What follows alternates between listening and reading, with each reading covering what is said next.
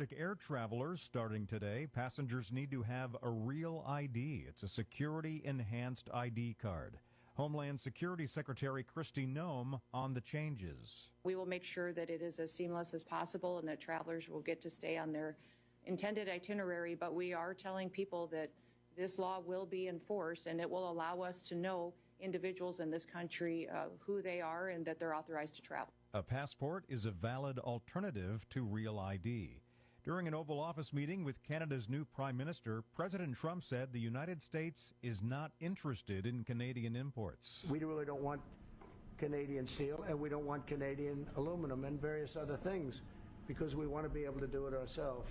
The president has slapped tariffs on Canadian goods, including auto, steel, and aluminum.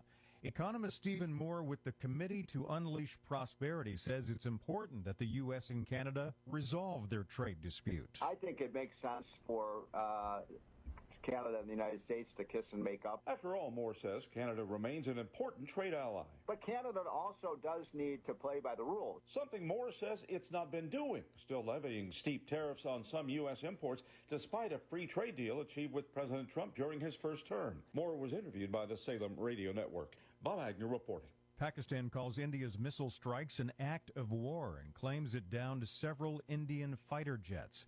It's the worst confrontation between the rivals since 2019, when they came close to war.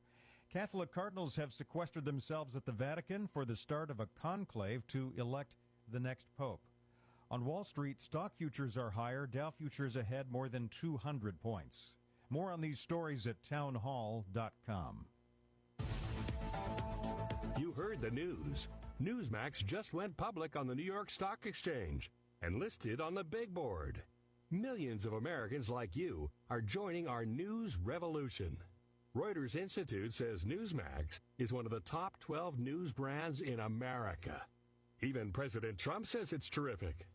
40 million Americans go to Newsmax, and its audience grew 50% since the same time last year. Millions really are making the switch to Newsmax. If you want to be a Newsmax share owner, call your advisor or get more info at newsmaxinvest.com. Stand with Newsmax today for a strong America. This communication is for informational purposes only and shall not be intended to or shall not constitute any offer to buy or sell securities, nor shall there be any sale of securities in any jurisdiction in which such offer, solicitation, or sale would be unlawful. Top U.S. officials are set to meet with a high-level Chinese delegation this weekend in Switzerland in the first major talks between the two nations since President Trump sparked a trade war with stiff tariffs on imports. This meeting will be the first high-level interaction between the two superpowers since the Chinese Vice President Han Zheng attended Mr. Trump's inauguration in January. The U.S. Treasury Secretary Scott Bessent said he looked forward to rebalancing the international economic system to better serve the interests of the U.S. Chinese state media reported that Beijing had decided to engage with the U.S. after fully considering global expectations, the country's interests, and appeals from American businesses. The BBC's Laura Bicker says Treasury Secretary Scott Bessent and the U.S. Trade Representative will meet with their counterparts in Geneva. News and analysis at townhall.com. President Trump is ordering a halt to nearly 2 months of U.S. airstrikes on Yemen's Houthis. State Department spokeswoman Tammy Bruce says the U.S. and the rebels in Yemen have come to an agreement. The president also announced in this meeting that the Houthis have capitulated following the administration's strikes. In the president's words, the Houthis have announced that they don't want to fight anymore. They just don't want to fight, and we will honor that, and we will stop the bombings. They say that they will not be blowing up ships anymore.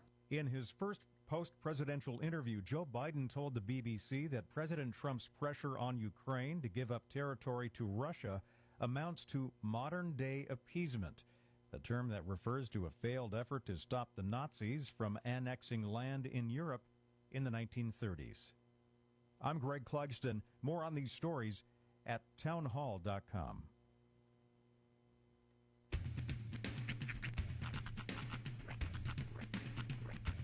What in the wide, wide world of sports is going on here? I promise you, whatever scum did this, not one man on this force will rest for 1 minute until he's behind bars. Now let's grab a bite to eat. Yeah, come on. I feel the hot wind on my shoulder and the touch of a world that is older. I hit the switch and check the number. I leave it on and then I slumber. I hear the rhythm ringing through it. Flamenco guitar and cumbia music. I hear the talking of the DJ. The Travelician, what does he say? I'm on a Mexican radio. I'm on a Mexican radio. Broadcasting live from high atop the J.P. White Building in downtown Roswell, New Mexico. It's Mornings with Mike Winters on 106.5 Roswell's Talk FM. Is that what I sound like when I talk? Now, here's your host, Mike Winters. And good morning, one and all. Welcome to Mornings with Mike Winters. I am he. That will be me, Mike Winters. Happy middle of the week, everybody. Yes, Wednesday. Wednesday it is. Halfway day, hump day, whatever you want to call it. Yeah, kind of a nice, not kind of, dare I say a nice day. Yeah. It's like sunny and 72 today. Ooh, that's like perfection. Yeah. You have to suffer through all the nonsense we've been through this season just to get to that one sweet spot. It's like this. It's like all the work you have to go through to get to a sunflower seed. This is the seed. Yeah. Speaking of seeds, do you like them? Do you eat them? I mean, I enjoy a seed every now and again. Like, what's your method of delivery for you? Like, do you put them in your hand? And, I generally put them in my mouth, break the shell open. Okay, that's I mean, do you like throw? Now, if we're talking about sunflower seeds, I'll generally do a whole mouthful. Yeah, so I mean, you like to do baseball player style? Keep them in the cheek, 10, 12 in there, and then just work them. Yeah, cheek them a bit, and then kind of. And that to me has always been kind of the fun of the sunflower seed experience, because for sure you're taking away the flavor right away, but then you have that exercise of pulling an individual seed over to this side of the mouth and then working it over, and it's sort of a it's mouth dexterity. That's right. It keeps your face awake, you know. Speaking of that, and I don't know if it's ridiculous or pretty smart. I haven't decided yet. Okay, but. You know, the body, working out, regime, fit, that's always important, right? Sure. Go to the gym, hit the... I prefer to go to the James. I go to the Richard. But anyway. but people work their body out so they build muscle tone and build... Well, I saw, and I don't know if this is a trend or I just stumbled upon something weird. Okay. Either way, I'm not sure if it's good or bad or just sounds slightly narcissistic, but... Apparently, it's a thing. Like, people want a more sculpted jawline, and so they'll literally chew on things to build jawline muscle to gain a firmer jawline. Really? To make a little more chiseled jawline. It's a thing. I did not know that. I don't know if it works. I don't know if this is a genius or if this is just the. But this is Tide Pods all over again. I'm not sure. I mean, I'm sure it works because you're working the muscles in your jawline. Or is this just sitting at the table for lockjaw or TMJ or something? That's what I'm thinking. But the big problem is you got to make sure you're working both sides evenly, or else you're gonna have like a real Popeye arm, but with your jaw. Exactly. Like the Baton Channel. Yeah. Arm. Yeah. I just saw it and I was like, "This is real." And that particular thing was real. I don't know. That's interesting. I never thought about it because everybody has a dominant side. Like instantly when you said, do you cheek them? I do. I'll take a handful of seeds, toss them in, go to the left side. So this is my dominant side. Yeah. Although I'm doing the work over here, so I'm not sure. I don't even know if I would be able to do it in reverse. Like it's kind of like trying to write with your other hand. I don't feel like know I'm if impressive now. Have that kind of dexterity. I must have ambidextrous mouth. You got an ambidextrous mouth, boy. Because like with the sunflower seed example, I will start it out on the right. Okay. But sometimes you get a little salty and it kind of like I'll shift the pile over to the If other it's side. a smaller pile, I can do that. Well, I yes. do. Well, see, I do pile management. Okay. There's all kinds of terms I'm coming up with today. Pile management allows you to not. It's the squirrel putting too many nuts in their mouth, trying to head back to the hideout. Sometimes you can't fit to the door because you got too many nuts in the mouth. Right. So I employ that logic. I will keep her like a 10-12 count. I won't go. Okay. I won't like take this, wad that's the size of a golf ball and try to do that. Well, you also have to remember though, we're not storing for the winter. There's still a bag of these things in your hand. I know. This is just for this one go round. Right, but like usually baseball players, they'll literally put this thing so it bubbles their gut, their cheek out, and you're like, you forget. Growing up as a kid, and you had it too, we all enjoyed a pouch of Big League Chew. Oh yeah, now that I put the whole dang pouch in my mouth. Yeah, but I was also a child. Right. Well, you have to because the flavor's gone in 15 seconds. Oh yeah. Except for grape. That flavor will last and that's for the years. thing. I remember the day the grape debuted in Big League Chew. That was one of those moments for me. Yeah. Special day, man. Because it was just that big. Because regular Big League Chew is that like, really, it was like almost bazooka bad gum. It was. It's that. It was very dusty. Yeah. Okay, they had to do that to keep the strips separate. I know. Probably, yeah. But yeah, it wasn't good. It just was novel. Yeah. And but when grape gave it a flavor that I didn't hate. Yeah, that was a game changer for sure. Yeah. But yeah, no, it's funny though because sunflower seeds are pretty much the only one of those that I will like. I won't ever just cheek a whole handful of pistachios or like sunflower seeds the only one. Like that feels absurd to do that with like pumpkin seeds or now that's another question. I will do pumpkin seeds, but I'll eat the whole dang seed. Do you do shell and all? Well,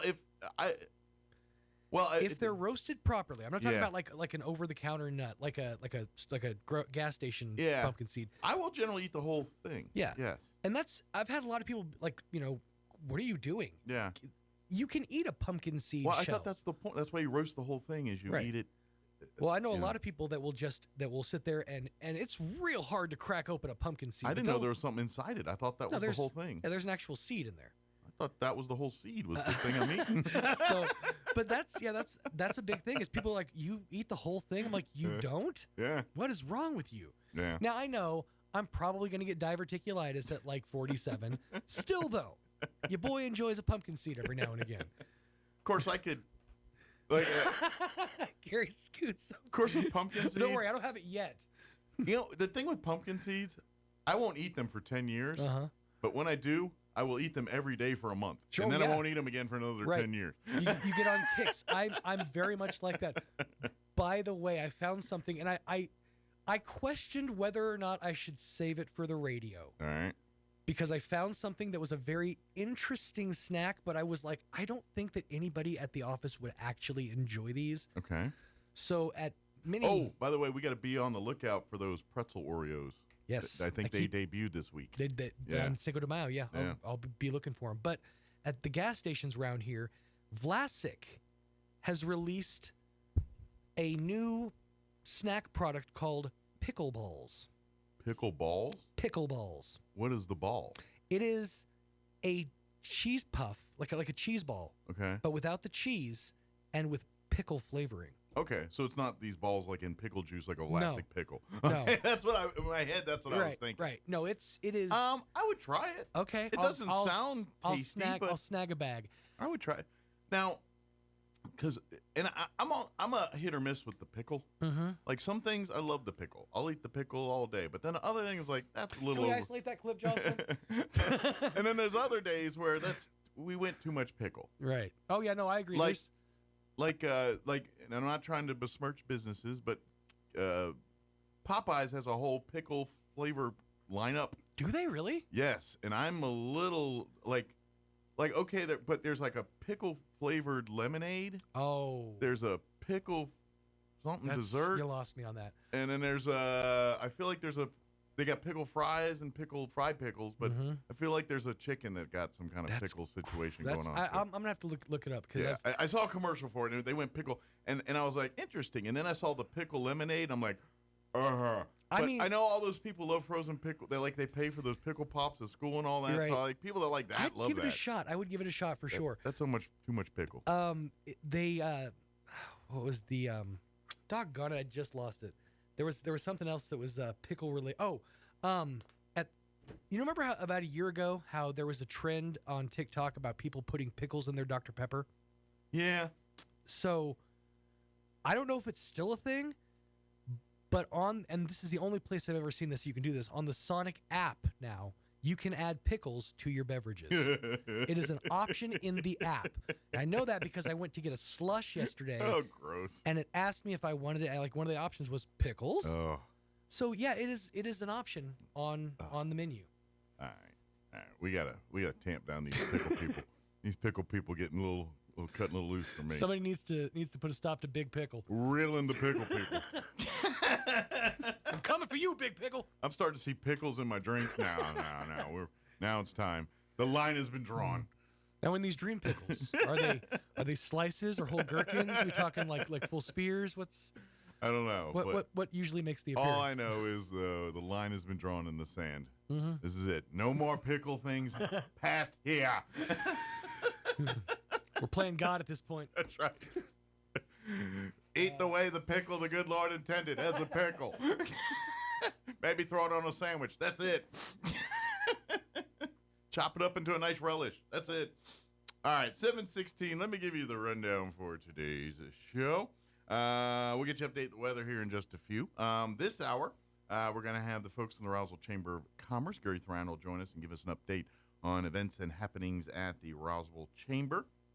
In the 8 o'clock hour, about 8:15, we're going to replay our interview we had on Friday with Main Street Roswell Director Barbara Gomez, talking about UFO Festival, talking about Reno Air Races, talking about stuff going on in the Main Street corridor.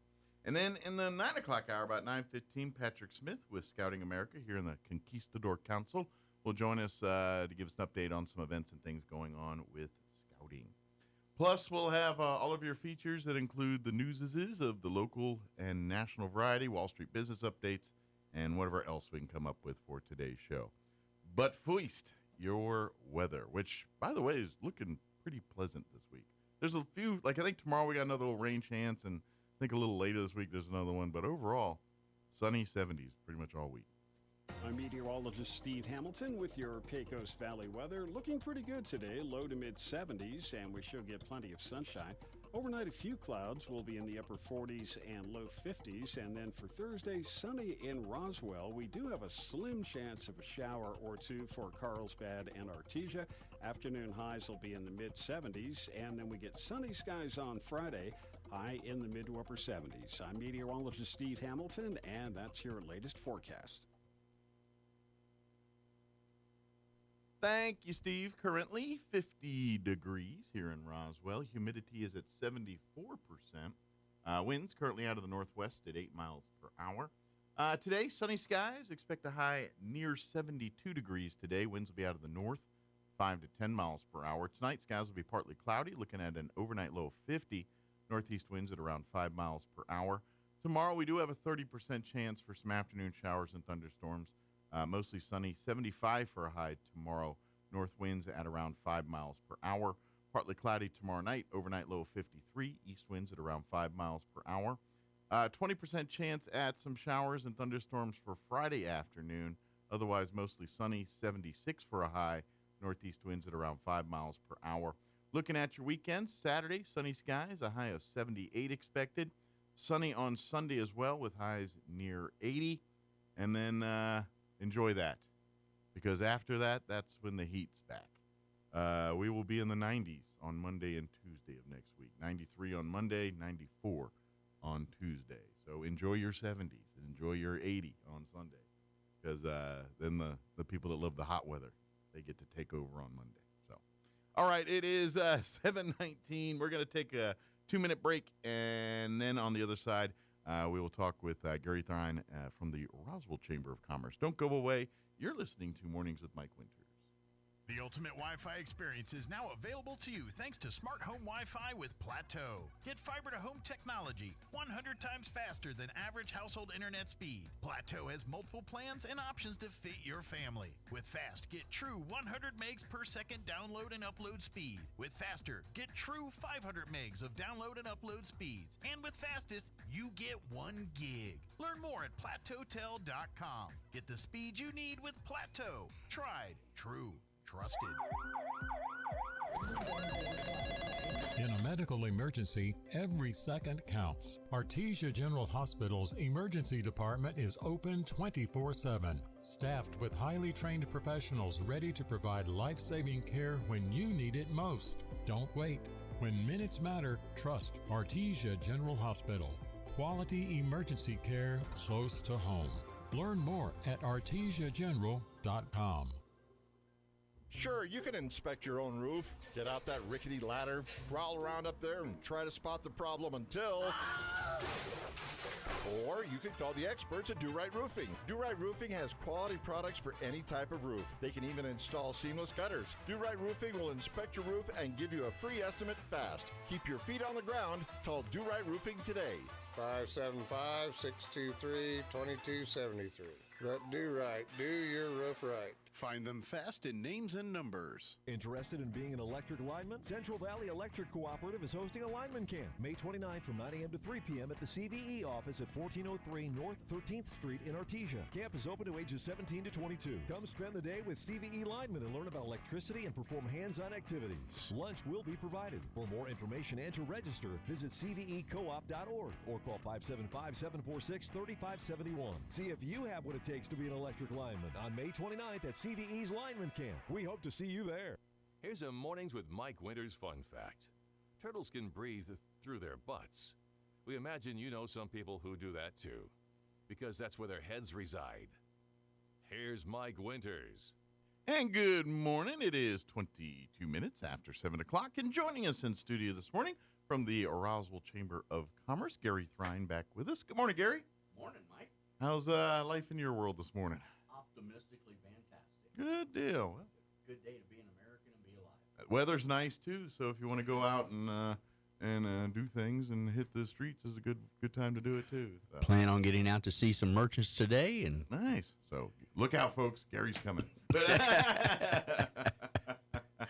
But you know, it's kind of like April, like you were saying. We were talking early, and April was a really busy month here with events and things going on through the chamber, and May and the summer months they'll start picking up here too. But if you're a business or organization and you've got events and things coming up, and especially if you're a member of the chamber, get the word out here sooner rather than later to us and get that.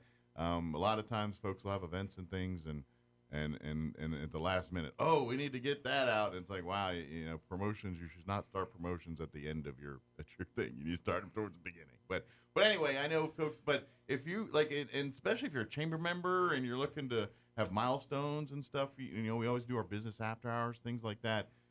If you've got those kind of things coming up and looking to kind of do a little spotlight on the business a little bit, please reach out to Gary in the chamber and let's see how we can help you do that. we do have a open month of for the rest of May on Thursday evenings for business after hours. Okay. So if you are thinking about it, then give me a holler and let me know. A lot of folks are getting ready or finishing up their remodeling from the flooding this last October. So if you're ready to have me bring the red coats out, just ribbon cutting and all that. Contact me at the chamber, and I'll get you a red coat event request form, and we'll get that on the books and get that scheduled. I got a feeling we've got a few red coats that are getting a little itching to do some ribbon cuttings. Right, and I've had some interest in people wanting to join the red coats. Good. So they'd always love to have real you. Excited about that. The more red coats, the more flexibility it gives everybody, and that's the great thing about it, because it's a well-oiled, well-run machine, the red coats, but it's all folks that when there's enough in the pool, because there's ideally a lot of events they're cutting ribbons for. Sometimes it's the middle of the day, sometimes on a weekend.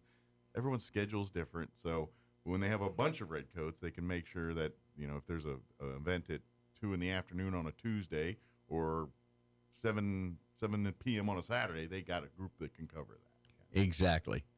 And I love to bring the redcoats out. So if you're thinking about having an anniversary ribbon cutting, it doesn't matter if it's a 3-year, 5-year, 7-year, 10-year. Do it in the odd years. So I'd be happy to schedule a 6-year anniversary for you, or a 13-year anniversary, or 19-year anniversary. Let's do this. Or we go even weird. 17.5 years of anniversary. There we go. But you can have a reason or not a reason, and it could be maybe it has nothing to do with that. Maybe you're just saying, you know what, we just partnered with a new company and we offer a whole new line of products on something, and we'd like to tell the world about it. And exactly, we can do that too. Exactly, just to if you've been a member for a long time and you haven't had a ribbon cutting, or you haven't had one in a while. Give me a holler and let's get one on the books and get it scheduled so we can get you some publicity and get you some FaceTime and get you back out in front of the public. Absolutely, yeah. And we had a good time to do it. We had a really busy April. We had 5 new members join. We had the Air Force recruiting from Alamogordo. Okay. Their office joined remotely so that they could talk to. Is that the closest recruiting for Air Force for us right now? Or I believe it is. I don't know if they had. I believe it is. We have an Army recruiting here. I know they've here. had an office in town before, but I don't know if it's still an office in town. I know, and I think I don't know. To be honest, I haven't looked for a recruiting office in a few years, so I haven't been that on it. But I remember they used to be in the mall. Then I think they were in one of those shopping centers outside the mall for a little bit, and I'm not sure if it was all 4 branches or just the. Well, I know the Navy Marines. Yeah, the Army's right behind the AT&T and Verizon stores up there on the north side. Good deal. And usually Navy Marines are together because they are the Marines are part of the Navy, folks. In case you didn't know that, but yeah. Right. And then we had Cornerstone Missionary Baptist Church has joined. Nice. And you need to go check them out because I believe get with Pastor. He's mentioned something about breakfasts on Saturdays, but I don't know if it's every Saturday. So check Everyone them out. Nomad Canna Company. We had their ribbon cutting on the 26th to get them their grand opening, and they had some folks come in from out of town, and we did the ribbon cutting, and so that photo will be getting posted in the newspaper and on our website. Cannabis dispensary. Oh, cannabis. Okay. Yeah. Oh, all right. Nomad Canna Company. Gotcha. Yes. Okay. I didn't know what the can. And on the 16th we had the Roswell Fine Arts League. Okay. They're on here on North Main Street. They awesome, spectacular. I guess they have about 20 artists or 25 artists. It's the Fine Arts League and the here on Main Street, the art studio there. It is. Yeah, think of it like a shopping mall for artists. Exactly. I mean, of artists, not for artists. I mean, I guess it's for artists, for anybody, but it's of artists, and it's local artists, and they kind of have their little spaces in there, and you'll find everything from, like, painting art to ceramics to, I mean, it runs the gamut. It's great art. And go in and check them out because you can walk in the door, and you could spend all afternoon walking around and checking all the different. The other side is with the Fine Arts League is they, if you want to, they teach it as much as they sell art and they have artists that sell their artwork, and if you're looking for beautiful art, that's a great place to shop. But if you want to get in art, if you want to learn to paint, learn to sculpt, learn to do these things, that's also that place. And these artists and stuff, they do classes and workshops all the time. So if you ever wanted to get your hands dirty and do some of this stuff, Fine Arts League and what's going on over there is where you want to talk to. Exactly. And then we also had the Women's Services, Oasis Women's Services. Now, understand, folks, if you have a home-based business or if you're a remote member, because we do have remote members that want to do business here in Roswell, but they don't have a hard site here in Roswell. And they don't want people knocking on their door to come visit. Exactly. So what we do is we just kind of move all the tables and chairs over to the east side of the conference room, and then we do the ribbon cutting right there underneath our mission statement on the wall, and that way you can come in and have a ribbon cutting. We can have folks come in and you can tell just like a normal ribbon cutting where you get to introduce yourself to the community, but also have a virtual presence with it too, because you can in theory stream stuff on your Facebook or whatever you want to platforms there, and that way you can service your customers where your business is, but at the same time, people that like to meet you and greet you and learn about your business, they can come and have a cookie and hang out and talk with you for a little bit. Exactly. And, anybody that would like to host a lunch and learn, we can always set that up in the conference room there. Absolutely. We'll have the food there by about 11:15 and then start serving about 11:30. You can have your start your presentation at any time while folks are eating, and we just ask that you kind of wrap things up so that folks can be back to work by 1 o'clock. But we don't have any on the books right now. I would be more than happy to schedule a lunch and learn. If you have something that you'd like to, educate the public about, Absolutely. Please give me a call and let's do that. And we also had Lonely Goat Ranch and Chuck Wagon join the chamber last month. Very good. And you need sounds to, like food related. I hear Chuck Wagon. and they're out on Pine Lodge Road. And then we had One Thing Marketing. They're like a remote, whether the person is actually here in Roswell, but they're kind of remote for the company, and they're a marketing company. Obviously, marketing in their name, they'll market Kind of their you. thing. So, and you can find all of these folks in our member directory on our website, roswellnm.org.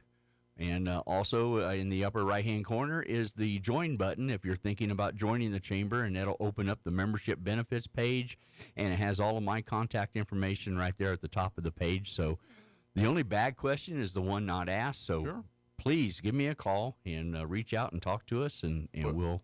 And this is where we're the Chamber of Commerce. We work, with businesses here, and really, if you are a business in or that does business in Chavez County, then there are benefits for you to being a member of the Roswell Chamber of Commerce. It is a networking. It's whereas larger corporation businesses, we can help you with getting your kind of foothold in the community.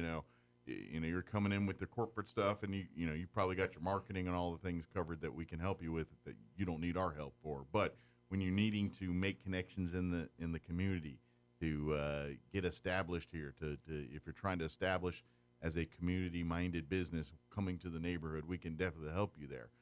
But if you're also the mom and pop business that really doesn't have a marketing budget, doesn't have, you're like, hey, I like to cook, or I like to make things, or whatever it is, and you're good at that, but maybe lacking some of the knowledge on, the marketing, how to promote your business, how to get people to come to your door to buy your things.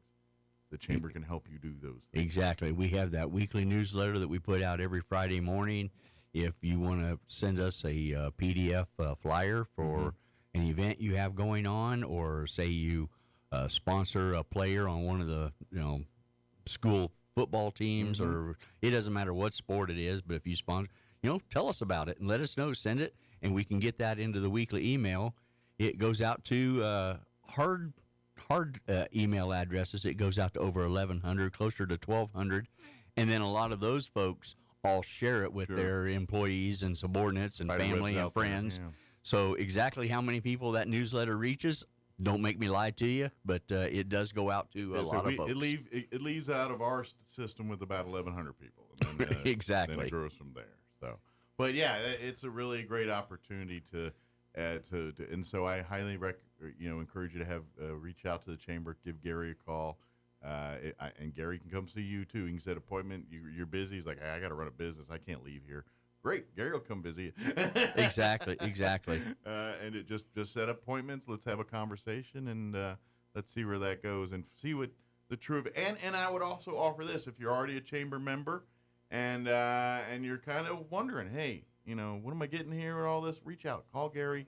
Let's make sure you're utilizing all of your perks for being a chamber member. Benefits, because if you're asking that question, then you need to call us because you're not using them right. Let's go see what we can do to help you use them correctly. Yeah, that's the way. And so please, current chamber members, and if you're interested to being a chamber member, love to have you be a part of it. And I also will tell you this is the Chamber of Commerce and where it's located. When UFO Festival comes up here in a couple weeks, or I guess a month and a half. About a month and a half, I don't scare people too bad yet. I'll say a month and a half. A couple weeks sounds way worse. And it's certainly with Reno Air Races here in the September, there's going to be a lot of people walking through that door and they say, hey, we're looking for a place to eat. We look at, and I'm telling you right now, we always we send you to our chamber members. We send the people. And so if you want us to recommend you, come be a part of the chamber, because we get them every time there's a big tourist event in town.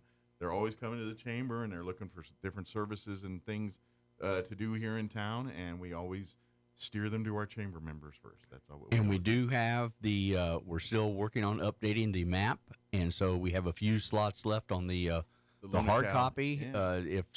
If Lunar Cow contacts you, they are the ones that are doing the map, so they are legitimate. They're just not somebody calling you out of the blue saying, give me advertising dollars, right? Yeah, so they are representing the chamber, so we want to get that map finished so before the air races come in September. And also, there's also going to be a digital portion to the map. So if you can't make it onto the hard copy that's going to go out and be held in everybody's hands, because not everybody wants a hard copy, but everybody has access to the digital copy. Let's face it, the hard copies are always outdated after a set finite time amount, whether it's a year or 2 years or whatever it is. Those things get it, and that's the beauty of the digital side, and the advantage to you as a business owner is literally if you've got marketing, if you've got updating, if you've got a sale, if you've got something going on, you could shoot it right up to that, and then everybody that goes in there is going to know about that. And you can do it in real time, and that's the cool part of it. Exactly, and Lunar Cow will do updates. The digital portion of the map, you'll have constant updates available to you, and it's going to have be able to set up itineraries for when folks call us to say, "Hey, we're coming to Roswell." We can refer them to the and they can build them up. To the map, and they can build their own itinerary. Exactly, exactly. So there is a lot of cool. This ain't your grandpa's town map. This is way more advanced. Yep. And now don't be nervous. It's still the paper, the old school. If you want to walk into the chamber and pick up a copy of said paper map, we will have the big stack of them there for you. Exactly. But we also say, when you're done with this thing, go download the app and go utilize that a little bit. And let me show you how. And you won't need this paper map anymore. Exactly. But that is still going on. Just real quick, do we know, is there a deadline that we're Lunar Cow, or are they going to keep going for They're going to keep going until they get all those ad spaces filled up on the hard copy map. Gotcha. And then after that, once those are all filled, don't worry, you'll still be able to get onto the digital map. Gotcha. So that's one thing I wanted to make sure that any future members that join the chamber, they would still be able to get into the digital map as well. Yeah. But it would behoove you to get done early to try to get on the paper map as well too, because why not? Right. I mean, it's older marketing technology, right? But it still works. Exactly. And people walk into the chamber all the time. They're, hey, I need a map. And so some people like tried and true. I get it. I'm one of those people that's in the creamy middle. One day I want the latest in the high tech. The other day, I'm like, give me the stupid manual can opener. I'll get this done in half the time. Exactly. So I got a foot in both worlds. But reach out for that too as well. So, what else we want to cover, Gary? Anything else? I think that's about it. We've covered new members. We've covered the map. We lunch and learns.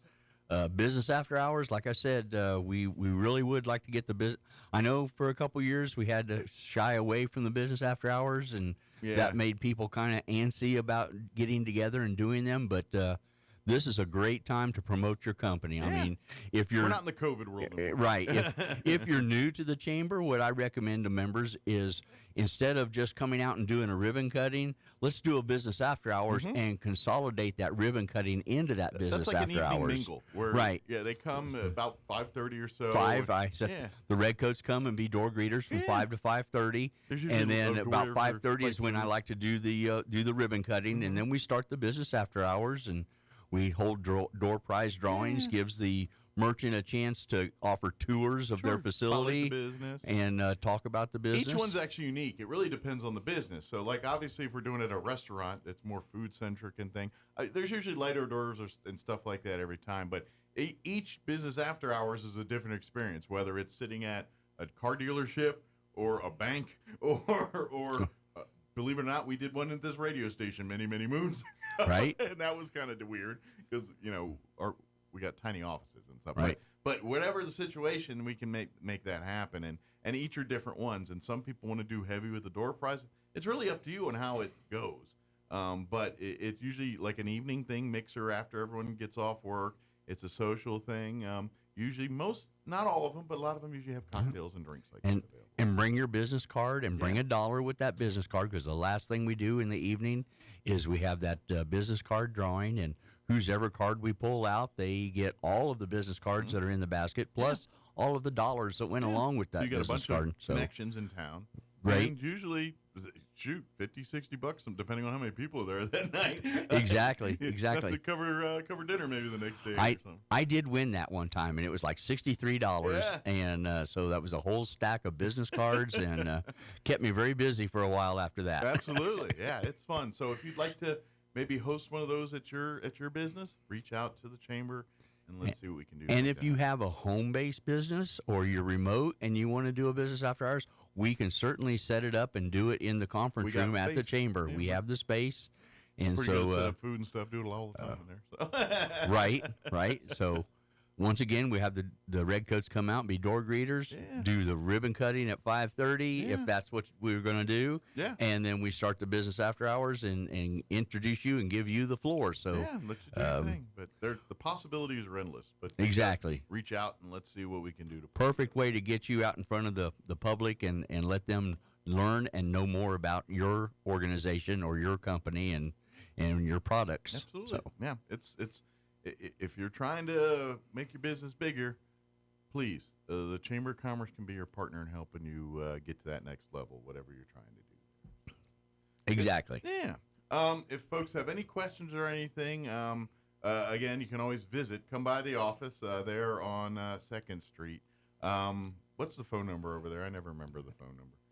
I give them my membership phone number because I can never remember the office number myself. Andrea always remembers the office number. My membership cell phone is 575-626-4008. And the only bad question is the one not asked, so I'm always available, and give me a holler. Yeah, and then, of course, online, I always botch this, too. RoswellNM.org. Yeah, I always want to put the dash in, but that's the city one. The word Roswell spelled out, the abbreviation for New Mexico.org. Yeah. I always want to put a dash between Roswell and NM, but that's the city. Yeah, and theirs is a .gov, but that's another. Right. But I always, in my head, meld them together. But, yes, RoswellNM.org.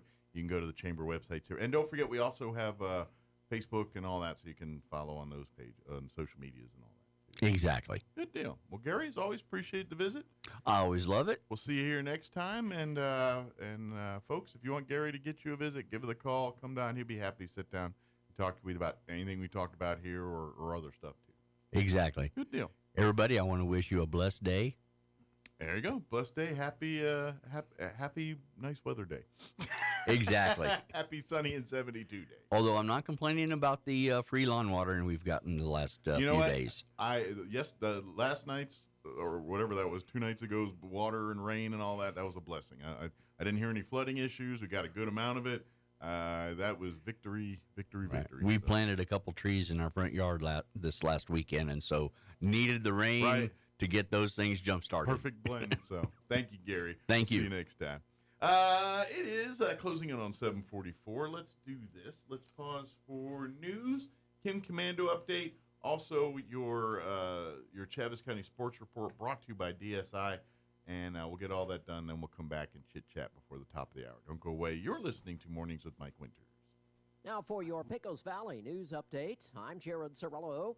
The Blackdom Collaborative is inviting residents, businesses, and community supporters across Chaves County and surrounding areas to take part in an historic effort, the creation of the Blackdom Memorial Gardens, honoring the legacy of the early 1900s African-American settlement of Blackdom, New Mexico. Set just south of the Wool Bowl in Roswell, the site will be formally dedicated on Sunday, May 18th. There will be a special community event titled Seeds of Love. The Blackdom Memorial Gardens will commemorate the historical and cultural connections between Blackdom and Roswell.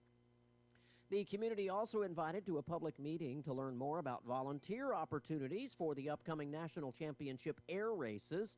The event will be Saturday, May 17th from 4 to 6 p.m. and it'll be at the Historical Society for Southeast New Mexico. The facility is located at 200 North Lee Avenue in Roswell. You're up to date. I'm Jared Cirillo. What's the one thing most people lose and they never get it back? Their phone. Let's change this today with just one quick fix. I'm Kim Commando for Home Title Lock. Go to HometitleLock.com and use promo code KIM to receive a free 14-day trial of their $1 million triple lock protection when you sign up. Think about it. Everything's on your phone. But get this, there's a hidden setting built into your phone that lets someone call you, even if they can't unlock your screen. It's called the Break Glass Trick, and it's a lifesaver. On iPhones, go to the Health app and fill out your medical ID with your name and an emergency contact. On Android, it's called Emergency Info, and it's in your settings under Safety. Once that's saved, a good Samaritan can tap Emergency on your lock screen and find a way to reach you. It could be the difference between getting your phone back or saying goodbye forever. So set it up right now. It takes less than 2 minutes. Over 650,000 people start their day with my free newsletter. You should too. You'll always be tech ahead. Sign up at getkim.com. Title theft is a growing real estate scam targeting the $32 trillion in American homeowners' equity. Criminals forge your signature on one document, use a fake notary stamp, pay a small fee, and file with your county. Then, your home's title and its equity are in the hands of a criminal. So when is the last time you checked your home title? If you're like me, the answer is never. And that's exactly what scammers are counting on. Use my promo code KIM at HometitleLock.com, and you'll get a free title history report to find out if your title is still in your name. When you sign up, you'll also receive a free 14-day trial of their $1 million triple lock protection. That's immediate 24/7 monitoring of your property, urgent alerts if there are any changes, and if fraud should happen, their U.S.-based restoration team will spend up to $1 million to fix the fraud and restore your title at no additional cost. Your satisfaction is guaranteed, and you can cancel anytime. Go to HometitleLock.com and use promo code KIM for the protection you deserve. I'm meteorologist Steve Hamilton with your Pecos Valley weather. Looking pretty good today, low to mid-70s, and we should get plenty of sunshine. Overnight, a few clouds will be in the upper 40s and low 50s, and then for Thursday, sunny in Roswell. We do have a slim chance of a shower or two for Carlsbad and Artesia. Afternoon highs will be in the mid-70s, and then we get sunny skies on Friday, high in the mid to upper 70s. I'm meteorologist Steve Hamilton, and that's your latest forecast. Running a business is tough. Operational demands change fast, and keeping up can feel impossible. That's where DSI comes in. We've been helping local businesses thrive for over 25 years. You might know us for printer products, but we're your one-stop shop for cutting-edge office technology. From managed IT to video security, audio-visual technology, and more, DSI has everything you need. We're flexible, local, and have the resources of a national corporation. Be more productive. Make more money. DSI, the heartbeat of business. Visit DSINM.com. It's time for the Chavez County Sports Report. State tennis tournament begins in Albuquerque this afternoon. And Goddard has a lot of reasons to be optimistic for the girls' 1A through 4A bracket. Avery Williams, the defending state champion, is the top seed, and she's scheduled to play at Albuquerque Academy today at 1:30 against Angela Norrod from Academy. Zoe Williams, her sister, is the 4th seed from Goddard, and she is scheduled to play at 1:30 against Ava Platt from Highland. Meanwhile, NMMI has a couple of guys in the draw, Leonardo Perez and Brett Doak. And hey, don't forget, you've got softball action this afternoon in Dexter. Dexter is set to play the winner of Tularosa and Tohatchee. That game starts at 5 o'clock. Dexter, 23-2 overall, will play the winner. That's at 7 tonight. That's playoff softball. The Sports Report brought to you by DSI. Call DSI for all your office technology needs. I'm Eric Butler at Roswell's Talk FM 106.5. With the Wall Street Business Report, I'm Bill Alexander. The U.S. trade deficit soared to a record $140.5 billion in March as consumers and businesses alike tried to get ahead of President Donald Trump's latest and most sweeping tariffs, with federal data showing an enormous stockpiling of pharmaceutical products. The deficit, which measures the gap between the value of goods and services the U.S. sells abroad against what it buys, has roughly doubled over the last year. U.S. Treasury Secretary Scott Bessent said the Trump administration could announce trade agreements with some of the United States' largest trade partners as early as this week, but gave no details on which countries were involved. Rite Aid customers can expect their local store to close or change ownership in the next few months as the struggling drugstore chain goes through another bankruptcy filing. Burger King must face a lawsuit claiming it misleads customers with advertisements that make its Whopper sandwich and other products appear larger than they are. For the Wall Street Business Report, I'm Bill Alexander in Washington.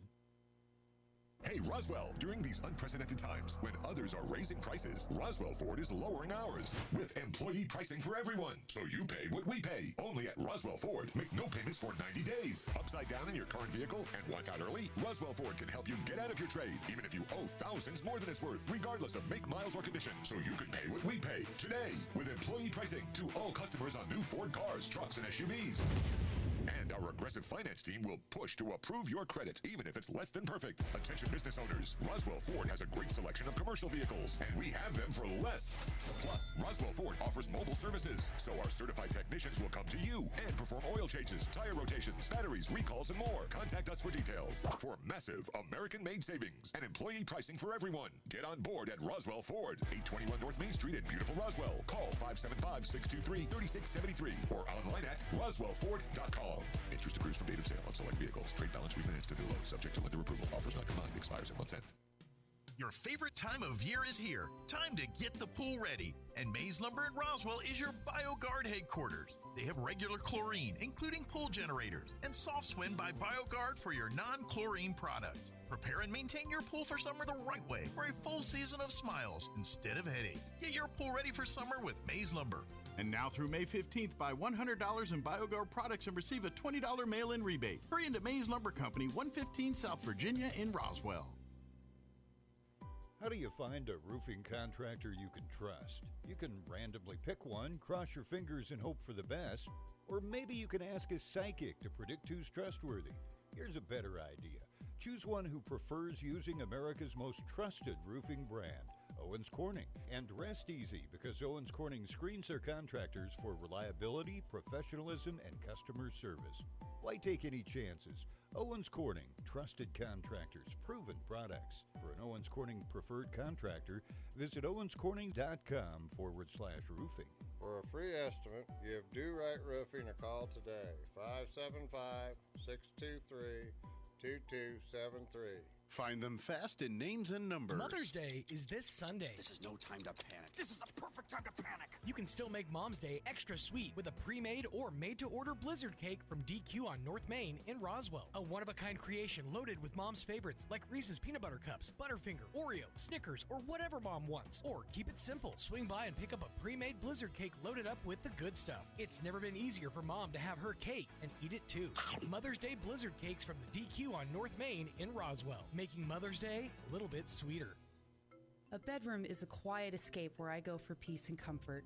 This is Melanie at Glenn's Furniture. I know how important the most private room in your home is for your life and the lives of your family. That's why we offer a selection of bedroom groups that make living easier and more comfortable. Modern designs, bold curves, and stylish fabrics elevate your bedroom space. You'll find your new set easy to sleep on and even easier to own. Come see us at Glenn's on the corner of Union and Alameda, where delivery is free since 1953. Hi, Chef Anthony Noble here with the Valley Cafe at 801 West Brasher. We love serving you our delicious meals for lunch and dinner. The next time you're in on Monday or Tuesday, bring the family and take advantage of our kids' dinner special. With the purchase of an adult meal, you get a kids' meal for 20% off. That's right. Get the kids fed, save a little money, and enjoy what I got cooking in the kitchen. Come visit us at 801 West Brasher in the Orange Building across from Church on the Move in Roswell. We have it all. Come taste and see. Don't forget, you can also find the Valley Cafe on our website at toasttab.com/Valley Cafe. Also on DoorDash, Grubhub, and Uber Eats. Here's a Mornings with Mike Winters fun fact. Alaska is the only state name that can be typed on one row of keys. Go ahead and try typing the other 49 states. We'll wait. Here's Mike Winters. And good morning. It is 7:54. A couple things want to put on your radar. We do have high school playoff baseball for you this Friday afternoon and Saturday. Goddard Rockets They are a 12 seed in the 4A state tournament here. They have to travel to Los Alamos to take on the 5 seed, and that'll be a best-of-3 series. Winner of that series will advance to the next round, which goes to where they go to Albuquerque or wherever they go to play the rest of the tournament. But the first round of the playoffs, it's the higher seed hosts for a best-of-3. And so that will take place this Friday and Saturday. Game 1 will be at 4:30 p.m. this Friday. It is baseball playoffs. We have no permission to do video for that broadcast. We will have it for you right here on the radio, audio only at ksvptv.com in the Got It Rocket channel. Sorry about that. Like I said, 4:30 for that one. Henry, who's been calling games on for us all season on the video side there, but Henry Villarreal will be calling the games for us here on the radio. But game 1 will be at 4:30. Game 2 will be Saturday morning at 10 a.m. We will also have that for you right here on the radio, 106.5 Roswell Talk FM, and audio only, ksvptv.com. If there is a third game, if it is necessary, that will take place right after the 10 o'clock game. It'll be a doubleheader on Saturday if a third game is required. We will also be carrying that for you as well. So we will have playoff baseball for you this weekend, beginning Friday at 4:30, Saturday at 10 a.m. Hear both, or if there's a third game, hear it all right here on 106.5 Roswell's Talk FM. We'll have all that there for you. Also, want to mention that Mother's Day is this weekend. I know it's kind of snuck up on us, but Mother's Day is this weekend, and I'm telling you, Mom, it's Mother's Day, but this is a gift for all. But you can swing on by Dairy Queen. It's still got time, and get a customized Blizzard ice cream cake for Mom this Mother's Day. Go to the North Main Dairy Queen, to get all your stuff. The one on Second, if you want burgers and Blizzards and all that stuff, I think they may have a couple pre-mades, but I think all of that is at the North Main Dairy Queen. If you want to get a customized cake, they also do, like if you sleep on it and you're like, oh man, and Sunday you're like, oh, I wanted to get a cake, I didn't. No problem. They have cakes that are pre-made. You can go on down there Sunday morning, pick one up, and they will personalize it for you. With they're not going to be able to do the customizing of all. Like if you want to get a picture of her and all that cool stuff, they can do all that at Dairy Queen. But you got to do that now and get that turned in so you can pick it up in time for Mother's Day. So if you want to get a customized cake that make it really as personal as you want, and any Blizzard cake flavor, or Blizzard flavor, whatever they can make it into a cake. So they talk with them, get it customized. I will tell you, if you do it on the pre-made, they'll have, but it'll be, a couple of the standard flavors, cookies and creams and more, things that are kind of universal. But, and then of course, if you want to, but they still will put like, Happy Mother's Day, Mom, Betty, whoever, they'll do all that for you. But there's still time, get it done. But to customize it, reach out today to Dairy Queen, swing by the Dairy Queen on North Main and get that Blizzard cake customized and ordered there. There's something else I was going to mention too, and I just completely spaced on what I was going to talk about. But anyway, there's not. I was going to have Jocelyn come in, but there's only like a minute and a half, so we'll bring her in next hour. But I'll tell you this: we'll talk more about next hour. Food Not Bombs. Of course, we talk about this organization on the radio all the time. Their main thing is they collect food from anybody, restaurants, places, and then they'll set up downtown or somewhere, depending on weather and things like that, and just serve food to people till there's no more food. No questions asked. If you're hungry, come eat. And I ain't gonna lie, thanks to the generosity of some great businesses and stuff, and organizations, they are eating pretty good. Like they're giving and it's a great blessing. And this is all food that was, let's face it, was going to end up in trash or end up in wasted. And now we get to feed people with it. So that's what Food Not Bombs does. But they do really what, and we'll talk more with Jocelyn about this next hour, but in case you're not going to be here for that, they are really in need of gearing up for summer right now. So they're collecting items that they can help folks with during the summer. Things like sunscreen, lip balm, water, the cooling rags, anything that helps keep people cool that's not requiring an air conditioner or something you've got to hook up to electricity, that would be helpful. So any of that kind of stuff, they're collecting that stuff. I invite you to like Food Not Bombs Roswell on Facebook. That's probably the best way to get in touch with them, and then you can reach out to any of the volunteers, and they'll be happy to help you do whatever you got to do. So, but we'll talk a little bit more top of next hour. It is 8 o'clock. You're listening to 106.5 Roswell's Talk FM, KEND, or Roswell, New Mexico. News this hour from townhall.com. I'm Greg Clugston in Washington. Tensions are running high between India and Pakistan after India fired missiles into Pakistani-controlled territory. The strikes killed more than 24 people.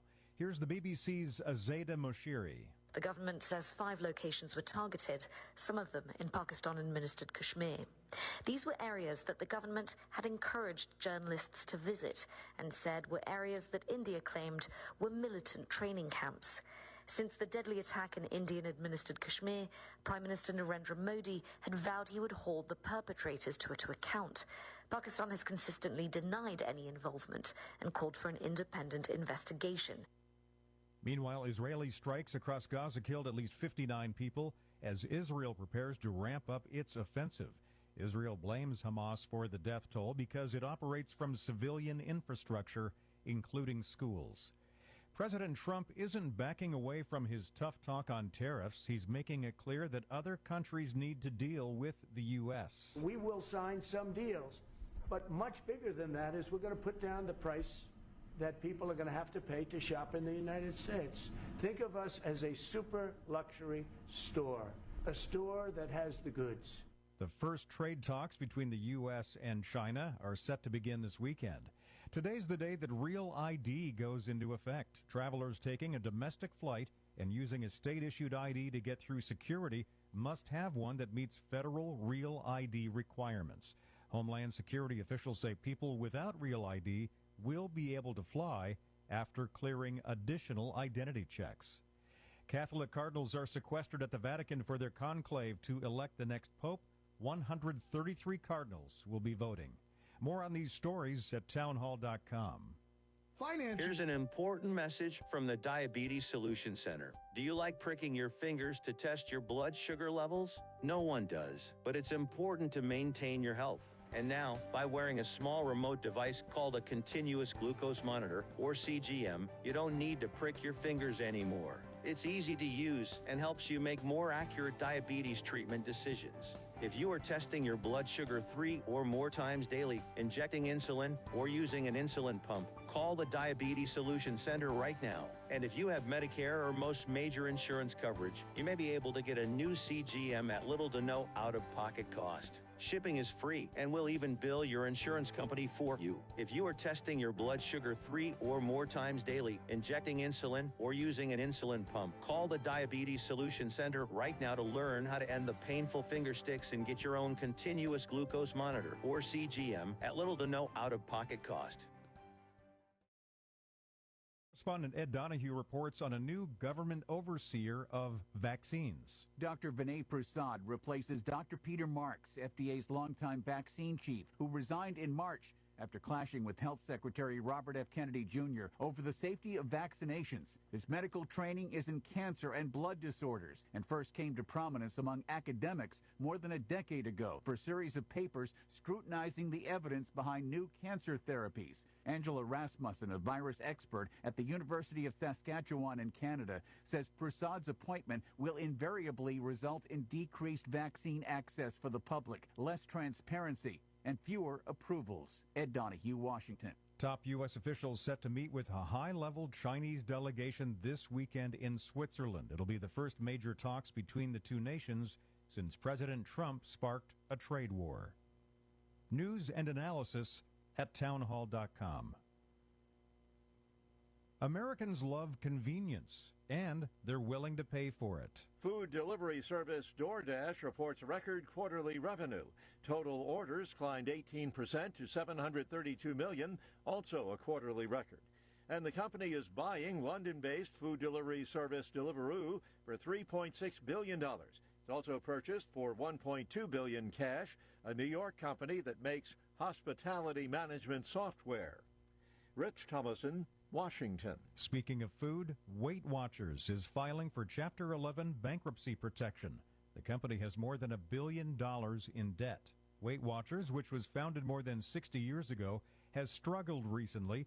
In 2023, the company moved into the prescription drug weight loss business. The company hopes to emerge from bankruptcy within 45 days, if not sooner. More on these stories at townhall.com.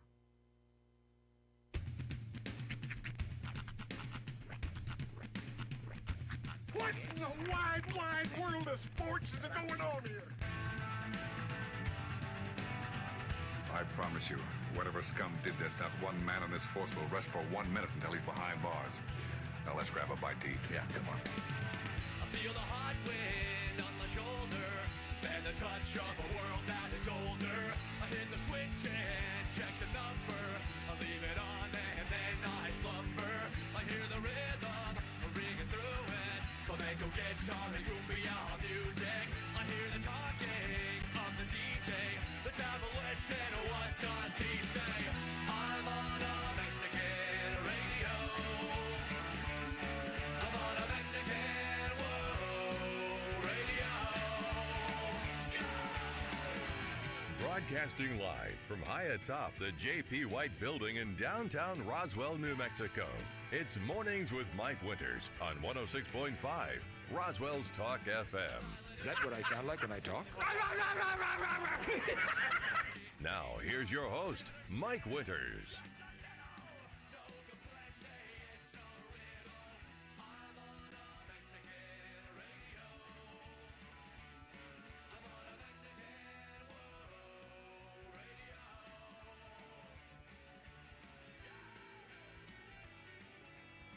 And good morning. It is 6 minutes after 8 o'clock.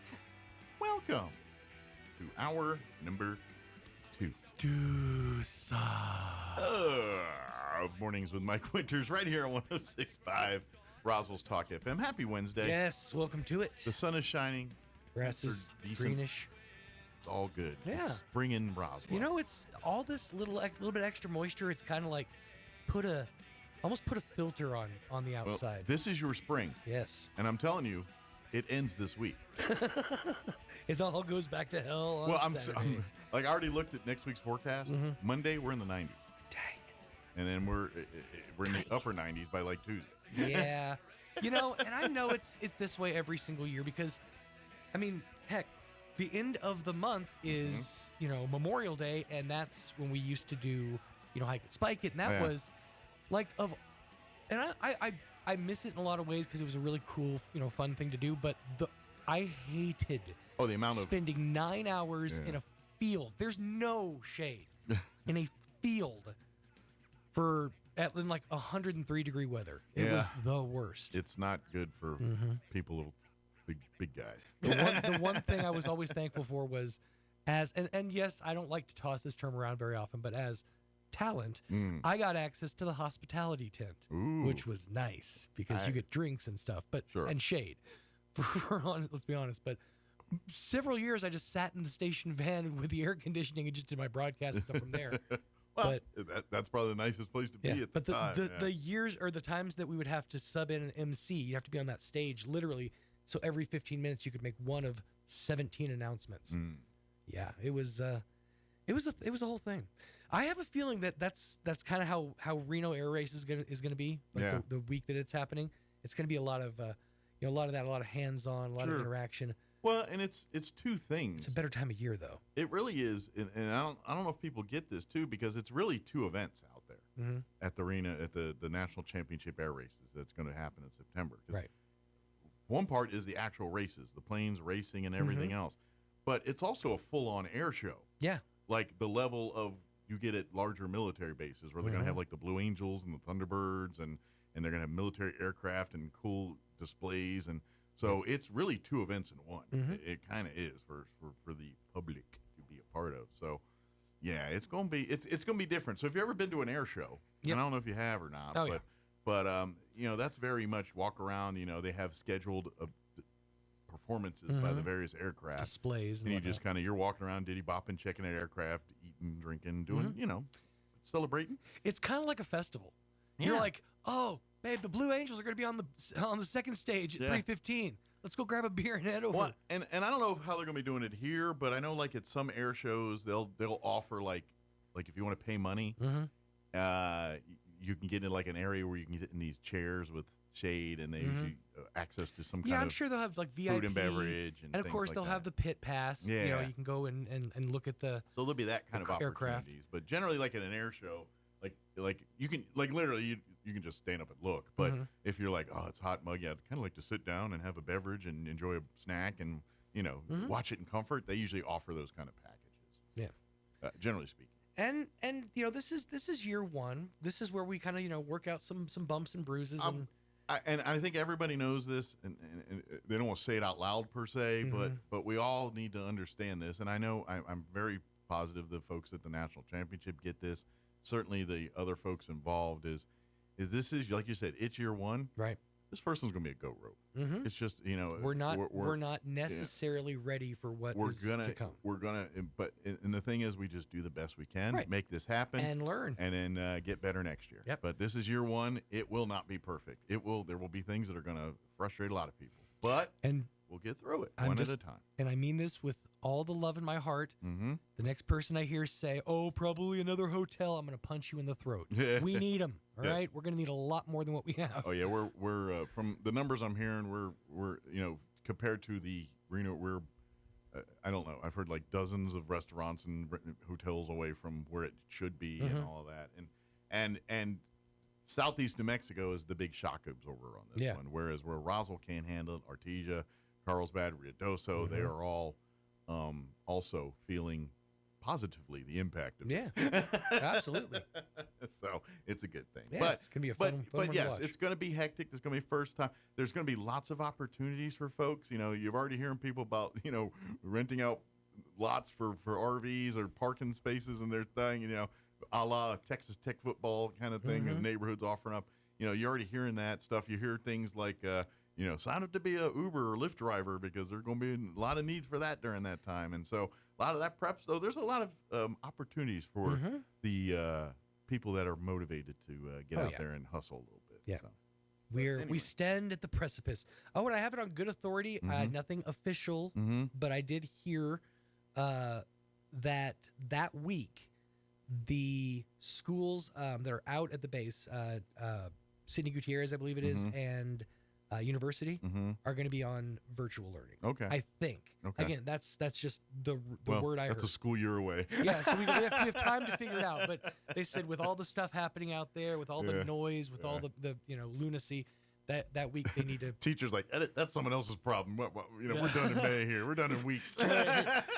There's a bunch of teachers who are on the way out the door. They're like, how? Y'all's problem. Right. Worry about that September. Not my monkeys. Dances out. Yeah, very true. But you always hope you can really make leave a mark when you leave the place. But then there's that possibility you might come back. Yeah. And you're like, oh, I did drop a deuce on the boss's desk. I probably shouldn't have done that. Never, don't burn in bridges. It always it seems fun at the moment, but it usually creeps up to haunt you later on. So. But yes, it'll be a cluster, but it will get, it's a learning process for everyone, including the air race folks. This is a whole new thing for them too. They literally picked up shop and moved it, and now they got to figure out. So it's a cluster all around for everybody. So, but we'll figure it out. We'll get through it. There'll be some moments you shake your head and but it'll get better. I promise. So, yep. I do want to bring Jocelyn. You got a second? Do you want to? I know we touched on food not bombs here at the last hour, but she knows way more about it than I do, as she should. She's a part of it. But right now, Food Not Bombs, of course, the organization, I kind of touched on if you're listening last hour. They collect food from everybody, restaurants, organizations, events, whatever it is, and then they take said food and set up shop somewhere and just pass it out till it's not there anymore. No questions asked, come eat, come in. And so they do this pretty much on the daily here. But you guys are kind of shifting right now to get prepped for the warmer months here and helping the folks that are going to ultimately need things to cool down. And so you're kind of trying to get your supply shelf filled up. Right. So here in about 2 weeks, probably, we're going to start needing this stuff. Yeah, so we're starting to collect the cooling scarves. You can put them in water. Basically, they'll keep you cool all day. Yeah, those kind of things. Those things. Lip Lip balm, sunscreen, hats, sunglasses. Not stocking cap, wool caps. No, like just like ball caps. Like Gilligan Island hats. Right. You Something to floppy keep your hats, head things cool. that provide shade.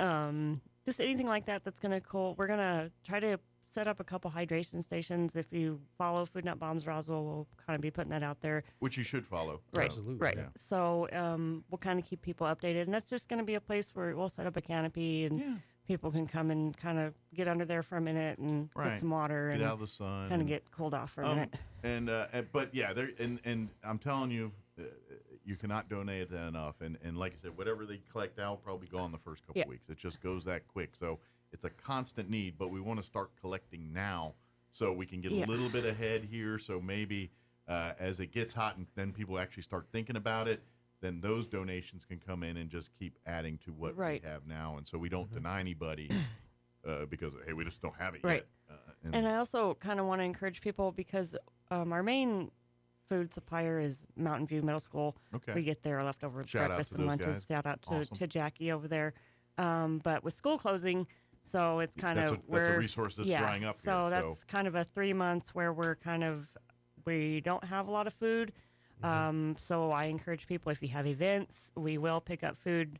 Yesterday we picked up 12 trays of food from the college that was donated from Sarah's Mediterranean Grill. Nice. So we will have that this weekend for them. Yeah. Well, and if there's more restaurants or more organizations listening, and this is, yes, obviously restaurants because you kind of are on the daily here, but if you're Rotaries and Kiwanis clubs and Catering. all them out there, and you have leftovers from your meetings, please reach out to Food Not Bombs. They will love to take We it will off your pick it up and gladly serve it. We will take anything that you guys have. She was donated these. They were like they were labeled sugar pecans. Okay. But they were like these caramelized clumps of pecan clusters. They sound delicious. They were amazing. Shout out to Country Club for those. Shout out to the I was Country about to Club. say that. They were amazing. As soon as I heard sugar and nuts, I'm like, yeah, I'm in. So fortunately, our Country Club, Roswell Country Club, has donated a ton of food for the last couple weeks. Thank you to to them. us. Thank you for that. And like I said, college donated. Let's drop the stuff, gauntlet. so- See if y'all can outdo the Country Yes, Club. yes, See please. if you can do that. And our regular serving days, Friday at 4 p.m. and Sundays at 1 at Pioneer Plaza right downtown. You'll see us. But I'll tell you, the more food you get them, the more they'll just do that. Because Yes. it's literally, it's like, hey, you'll get a call. Hey, I got a tray of enchiladas. Can you take Yes. them? Yes, I will. Absolutely. And they'll Yes. literally take them, and then they'll go to a park or go to Yes. downtown here or someplace. And even if it's on days that we're not serving, we can take it to families or, Yeah, sometimes you'll hit places that- shut-ins and things Right. like that. Every single crumb of food you donate goes to help people that just want to eat. And like you said, on days that you can't serve, and unfortunately, we're learning, programs that, the Meals on Wheels, these things that are usually staples for this, they're changing requirements on some of this stuff. It's a lot of, it's getting red tapey, and it's getting where there's a lot of people that don't meet the needs. Yes. But clearly need these things. Yeah. And so Food Not Bombs is really trying to fill the void in those types of things. And so it literally is no questions asked. You could be a millionaire. You just have to be hungry and walk by. Come on and eat. Yeah. If you are a millionaire, maybe leave them a donation. drop a box. But you don't have to. Right. I ain't obligated to. We'll feed you. And I encourage people to come out and eat. Like I said, I don't care if you have millions of dollars or you have no dollars. I'm going to feed you. There's no questions asked. No. And they're not preaching to you or trying to, now, if you want help, ask. They will jump over the table to help you. But they're not forcing you to do anything or start a program or hear this or listen to this or none of that. You hungry? Come eat. Yeah. And if you want help, we'll be happy. We'll try to help you. If we'll try to connect you with resources if we don't have it. Yeah. Things that we have. Even if you're a religious person, we're not a religious organization, but even if Come on down. we'll pray with you. Absolutely. We have guys down there that are religious and are willing to. Some of your volunteers are very Christian and it's all Christian and not Christian all at the same time. It's just people. Doesn't matter. There's no labels. There's no nothing. Yeah. Whatever you are, if you're breathing and you eat food and you need food, come down. That's all. That's the only requirements. And That's we it. always have, thanks to, of course, generous donations, we have a ton of food. We had Sunday, we had we did tacos. Oh, but so you guys eat pretty good too, especially country club eatings. I mean, they're dropping steak on them and everything else. It's interesting this weekend. It's like, oh, they're having baba ganoush. Yeah, That's yeah, something. it's literally Today's is a London broil with a steak tartare. Yeah, some of the stuff we get, like the guys are like, okay, and they taste it and they're like, oh, it's pretty good. But Today we got tri-tips. Yeah. Jeez Louise. Well, thanks to you guys, Right. last year we had the brisket, Right. Oh and yeah, stuff like brisket, that. ribs, So and people eating good. we But we that's how pretty it good is. out there. So please reach out and please if y'all just hearing about this, reach out to Food Not Bombs. Again, Food Not Bombs Roswell on Facebook. Yes. The best way, follow that. Shoot a message if you have any questions. One of the volunteers will probably get with you Yes. pretty quick. Yeah. If it's not Jocelyn, it'll be one of the others. All right. And let's help them out because this is how we fix things. This is with all the red tape, with all the stuff going on, and people the yeah buts of the world. Right. No, this is none of that. This is just, hey, we got food. We just cooked a bunch. We're done with it. Y'all want it? That's all this is about. With graduation coming up, a lot of people get those catered. So if you have catered Hey. events, you have a lot of food. Quinceañera going bad, we will Yes. take. I know I get it. Sometimes they get this is not the, and they get mad and storm off. Yeah. And all you need, we'll take it off your I'm just saying, Montanza Fest this weekend. Uh-huh. There's going to be probably a little extra meat. That's right. So give me a shout out if you guys have food left over. I will come and get it, me or a volunteer, and we will serve it. And like you said, reach out if you. We're collecting like lip balms, Yes. cooling things to keep people cool. The headdresses, Mr. soak in the Fans. water, Yes. the waters, anything, And, sunscreen, there lotions, suntan lotions. There's all places that. to go. I know that the Sunburn library, lotion. you can go to the library, or there's a couple places you can go in. But Sure. the thing of it is you don't want to stay there all day. Well, and and they do get kicked out of Yeah. these places, and Yeah. not in my backyard. That is very Yeah. much part of this town, and so they can building hop only so Yes. long, and things like that. And you know what? And they're sleeping at night. And I'm telling you, temps get there.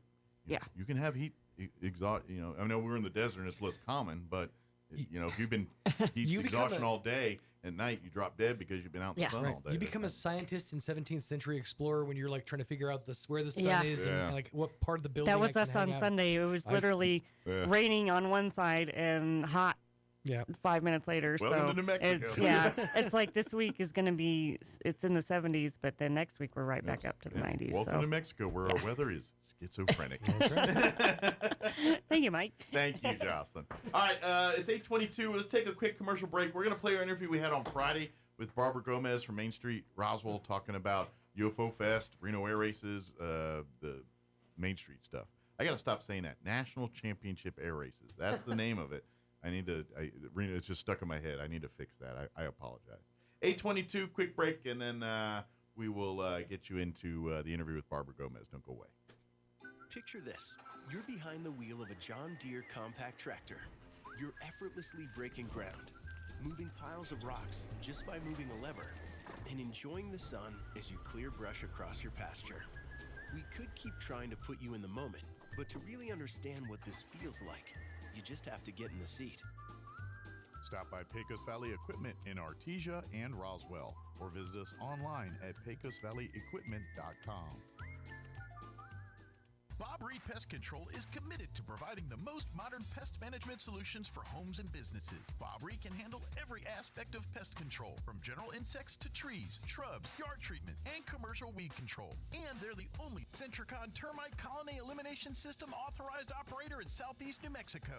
No job is too big or too small. Bob Reed Pest Control, Southeast New Mexico's pest management professionals. Find them online at bobreedpestcontrol.com or call 575-623-5344. Serving all of Southeast New Mexico. Are you ready to succeed? At ENMU Roswell, they cater to your educational needs. Their dedicated facilities and faculties provide you with an exceptional learning experience. From academic programs to behavioral sciences, business, health education, or technical education, ENMU Roswell offers a wide variety of certifications and degree programs designed to take your education and experience to the next level. Register now on campus or online at roswell.enmu.edu. Eastern New Mexico University, Roswell. Success starts here. Playing dance music can help ward off mosquitoes. And good morning. It Now is you have a reason 22 to minutes invite after Pitbull 9 to o'clock. your next pool party. Here's Mike Winters. And good morning. It is 22 minutes after 9 o'clock. And joining us in studio this morning from Main Street, Roswell, Barbara Gomez back with us. Good morning, Barbara. Well, good morning, Mike. You look fresh inside because there's a lot going on. I just figure with all the events and everything going on, you probably feel like a chicken with your head cut off. I do feel like went through the grinder, but you know what? You look rested. No, that's good to know. See, and I didn't even feel it. Maybe it was the McDonald's coffee I had this morning. Gave you enough pick me up to get you through your Friday. Get me through this Friday. But no, things are going good, Mike. You know, things are rocking and rolling. Things are always so busy on Main Street. I know a lot of people don't think that we are, but there's always this background As a guy stuff. That's here every day, it's hopping every day out downtown. I mean, there's things happening in the background all the time to get things moving on in the district, or an event, or reports to the city, asking for grant money. I mean, there's always something going on. And we've got a lot of events coming up, and and let's face it, these are golden opportunities for Main Street businesses and and not just Main Street business, but you deal with Main Street, so Main Street businesses are gonna, and so you got to get ready. Even if the event, UFO Festival is gonna be right in your backyard, right in your kitchen, but like Reno Air Races, which are technically not downtown per se, but they are very much downtown, and that when people are done watching races and are tired, or if they need a break, guess where they're going to be? Downtown, eating, shopping, hanging out, maybe enjoying a concert, or at one of the restaurants, some people playing live music, things like so. This Main Street in Roswell is getting kind of two Black Fridays now with UFO Festival, and now potentially the Reno Air Race. That's right. And even though the races don't start until September, a lot of the pilots and their teams are coming in. This month they will be here getting their licensing and say, every single person that has to fly in that will be here this month to get certified. So we're going to have a mini version of it this month here. We won't have all the bells and whistles and the crowds, but there's going to be thousands of people migrating to Roswell here this month. Because even though they were in Reno before, they have to, I guess, get certified. It's a new course, in New Mexico, and because of the nature of what they're doing, they got to know it like the back of their hand. They just don't show up on there because of the speeds and what they're doing. So they get to learn the course, practice the course, know its twists and turns. So when it's time to compete, they can do it safely. That sounds interesting, Mike. How do you have to look at the course in the sky? Aren't the skies the same everywhere? I mean, what exactly? Well, they fly around pylons and things, and so they set up a course like a track that they fly on up there. Okay. Think of it like a racetrack without asphalt. It's the pylons, and so they race to the pylons and things like that. Okay, but how the pylons are set up is going to be different than Reno. So they got to know. If there's going to be a lift. It's kind of like if you watch NASCAR, and I'm not going to get too in the weeds, but like. They go to Talladega and they handle the car and the track a certain way because that's how the track is. And then they go to Bristol and it's a whole different thing. Got it. Same kind of deal with the airplanes, how they tweak them, how they tune them. I understand. But the actual flying of it, where some of them are drag races, but some are circuits, like a oval, but in the air. Yeah. And they're racing. Because that's kind of how they've described it. When they're talking about it, it's like a car race, but in the air. Yeah. And so that's interesting. And so they got to know the course, so to speak. And they got to, and it's not like NASCAR where there's this big thing of asphalt that you got to know the pylons and go. And so, okay, so it's a matter of, makes really and so good you got to kind of I didn't quite understand that. But you're right. Lots of people are going to be here, so be prepared. Think about it. Think about how to make your store look inviting. Be ready to welcome people from out of town, people that you've never seen before, and show them a few things about Roswell and be friendly. Absolutely. I mean, just be friendly. So we see a lot of out-of-towners in town. Over they the might be couple weeks. wearing their little zip-up suits. What are those things? Flight. These are the people that need to know of the green chili. That's what they need to know. I thought you were going to say green men, but you said green chili. Chili. But they already know about the men. We got to teach them about the chili. right. I love it whenever I talk to somebody that's from somewhere else that came to Roswell, and that first few, let's say, months or 6 months or whatever, they're like, why is green chili on everything? Why is red chili on everything? Why is the sky blue? We don't know. It's just and then because they're from Indiana or from wherever, and they just don't get it. But then after a few months, they're like, give me some green chili. Make it green chili on anything. They put green chili on everything, so that's really cool. They're good on sausage too. They just start throwing things. Yeah, we know. Yeah, we know. Yeah, We've been doing it for years. We know.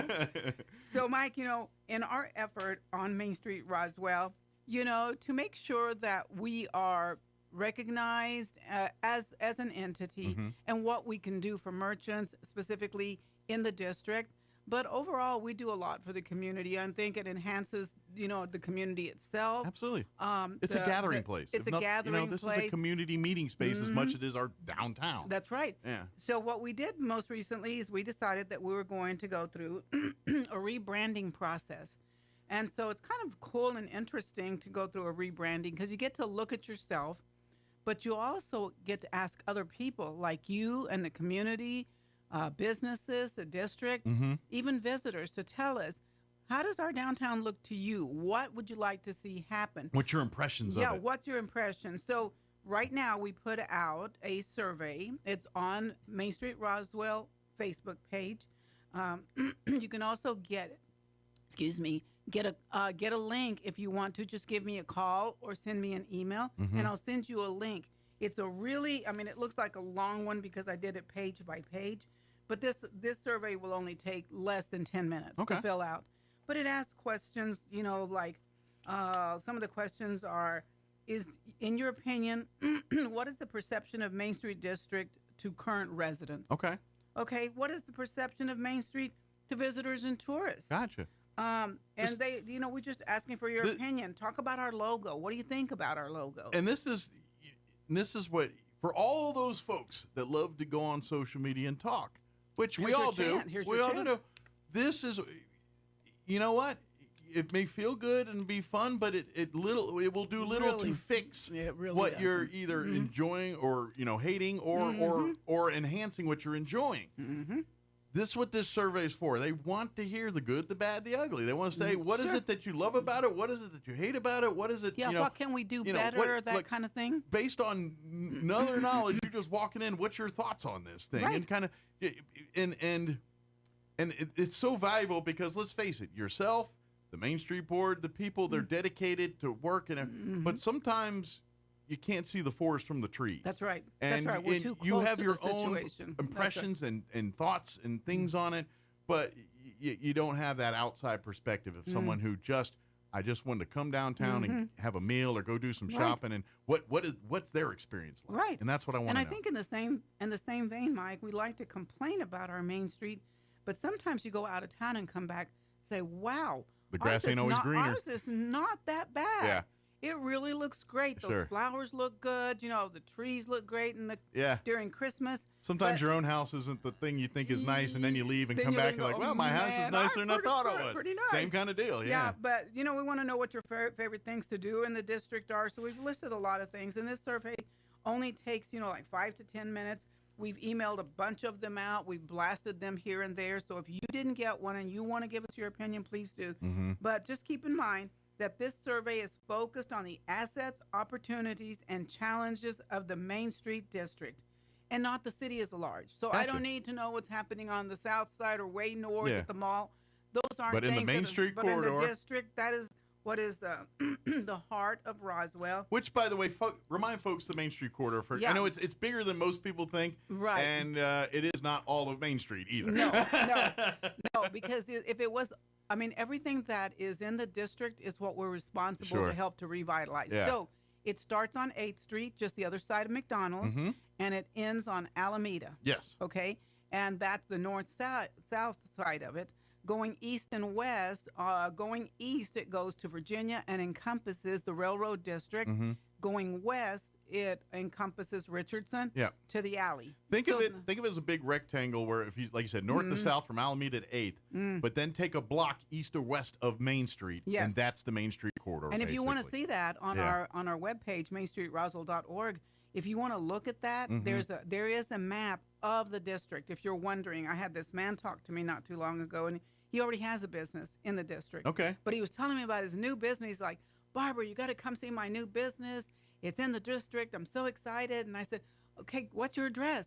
He gave me the address, and it was past Alameda. And just he's outside. Like, are you sure you can't scoot the district over? And I said, I can't. It's a whole It's a whole lot of work to change a district. We'll show you love in our promotions and everything. We'll come see you every once in a while.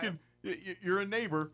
Bring, next time we have a picnic, bring a salad and come on over. Come on over. Bring the Jell-O and let's go. Yeah, but I mean, so please, and Mike, I don't know if you got your survey or not, but if you didn't, I'll make sure you get a copy of it. Okay, I haven't seen it, but that doesn't mean I didn't. And then sometimes things go to other people's hands before they get to me. maybe Mike will share it with you once I send it to him. So yes. if you're interested, we can get it online and all that stuff. And yeah, we're getting ready to close it up. I was say, what's the deadline on getting those turned into? We're probably gonna need it next week already. Okay, so you got maybe this weekend or maybe at the end of next week, probably. Or maybe first part next week. Right. And get it knocked out. We do have over 100 people that have replied already. Well, that's good, but that's a low number. That's a low number. We're a town of 50,000. Yeah.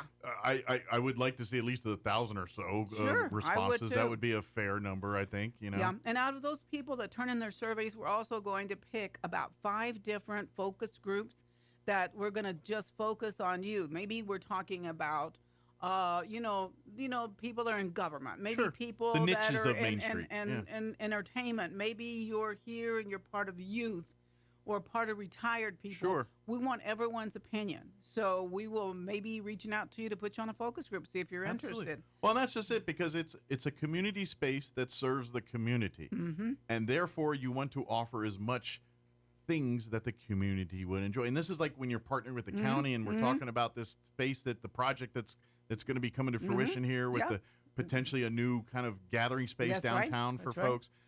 This is the reason for that stuff. It's to continue making that, to continue to where we would love to see on a Friday night or whatever, a family comes downtown, they go and have dinner and hang out and check out maybe a show or do a little shopping or just hang out in the park and watch a movie or something. I mean, whatever's going on, we every weekend that's what the downtown scene's like. You know what I mean? Yeah. And a lot of you say, and I've heard it said before, well, why don't you guys do this or why don't you guys do that? Like I said, this is your opportunity, but also just know that these things just don't pop up. We have to ask for funding, and a lot of times they want to know the community's perception and community's input about some of the things we're doing. Sure. So anyway. And to be honest, if you guys are doing stuff and people aren't getting any results from it, you're like, well, when we need to get, but this is what to tell you that. Yeah. It's like, we thought this was important. That's why we put a lot of effort in it, but if people don't care about it, then we'll move on. Yeah, we'll move on to something else. That's what this survey's about. That's absolutely what it is. So anyway, with that, I'm going to talk about a new business coming to the district. The new business is called Degenerate Coffee. All right. By the way, it used to be a I feel like this is run by a Gen Xer. Yes. Degenerate Coffee. I feel like a Gen X person, someone like my age, is who appreciates the I don't like society, but I like society mindsets. Yeah. Yes, that's Gen X. Yeah. So they're going to be located. Well, they're already located at 304 North Richardson Avenue. I went to see them the other day. Tanner is the name of the young man that's running that. They're going to be roasting fresh coffee daily. Nice. They will not be open until June, so I'll let you guys know when it gets open. I'm going to take a hunch, because it's a coffee place. You'll know when they're open. You'll smell that coffee roast. Smell like, they're open. So it's in that one block between 3rd and 4th Street. Yeah. I mean, we got 2 fantastic coffee places. I mean, absolutely. Stellar's right there. And what I love about them is they're that community. They're the perfect community business of Main Street. You know what I mean? Like they're there. You want to get a cup of support them, buy food and drinks and everything. But if your group, your organization needs a place to hang out or do, they're always opening their doors, to the community. Yeah. And so, yes, we're blessed to have Stellar here, and now a second coffee shop. You know what? Now you got. You got 2 hands, hit one block cover cup. By the time you're empty there, you hit the other place and grab another cup of Joe. Yeah, so, we're really trying to promote the businesses on Main Street. They could put Starbucks right across the street from the other. We can have 2 coffee shops downtown. That's right. And it's local, so that's the cool Absolutely. part about Support it. local. Absolutely. So anyway, moving on to something kind of interesting. There's a station that was called KLAQ.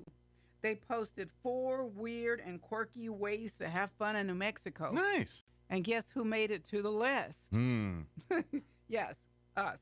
Nice. UFO Festival made it to the list. Okay, but the other things it's the International UFO Festival. I had to scratch my head. Hatch Chili Festival. Why is that weird or quirky? I guess, you know what? I don't know. I think for us New Mexicans, it's not. But I think from people on the outside looking in, it's like you have a whole celebration over a chili. Yeah.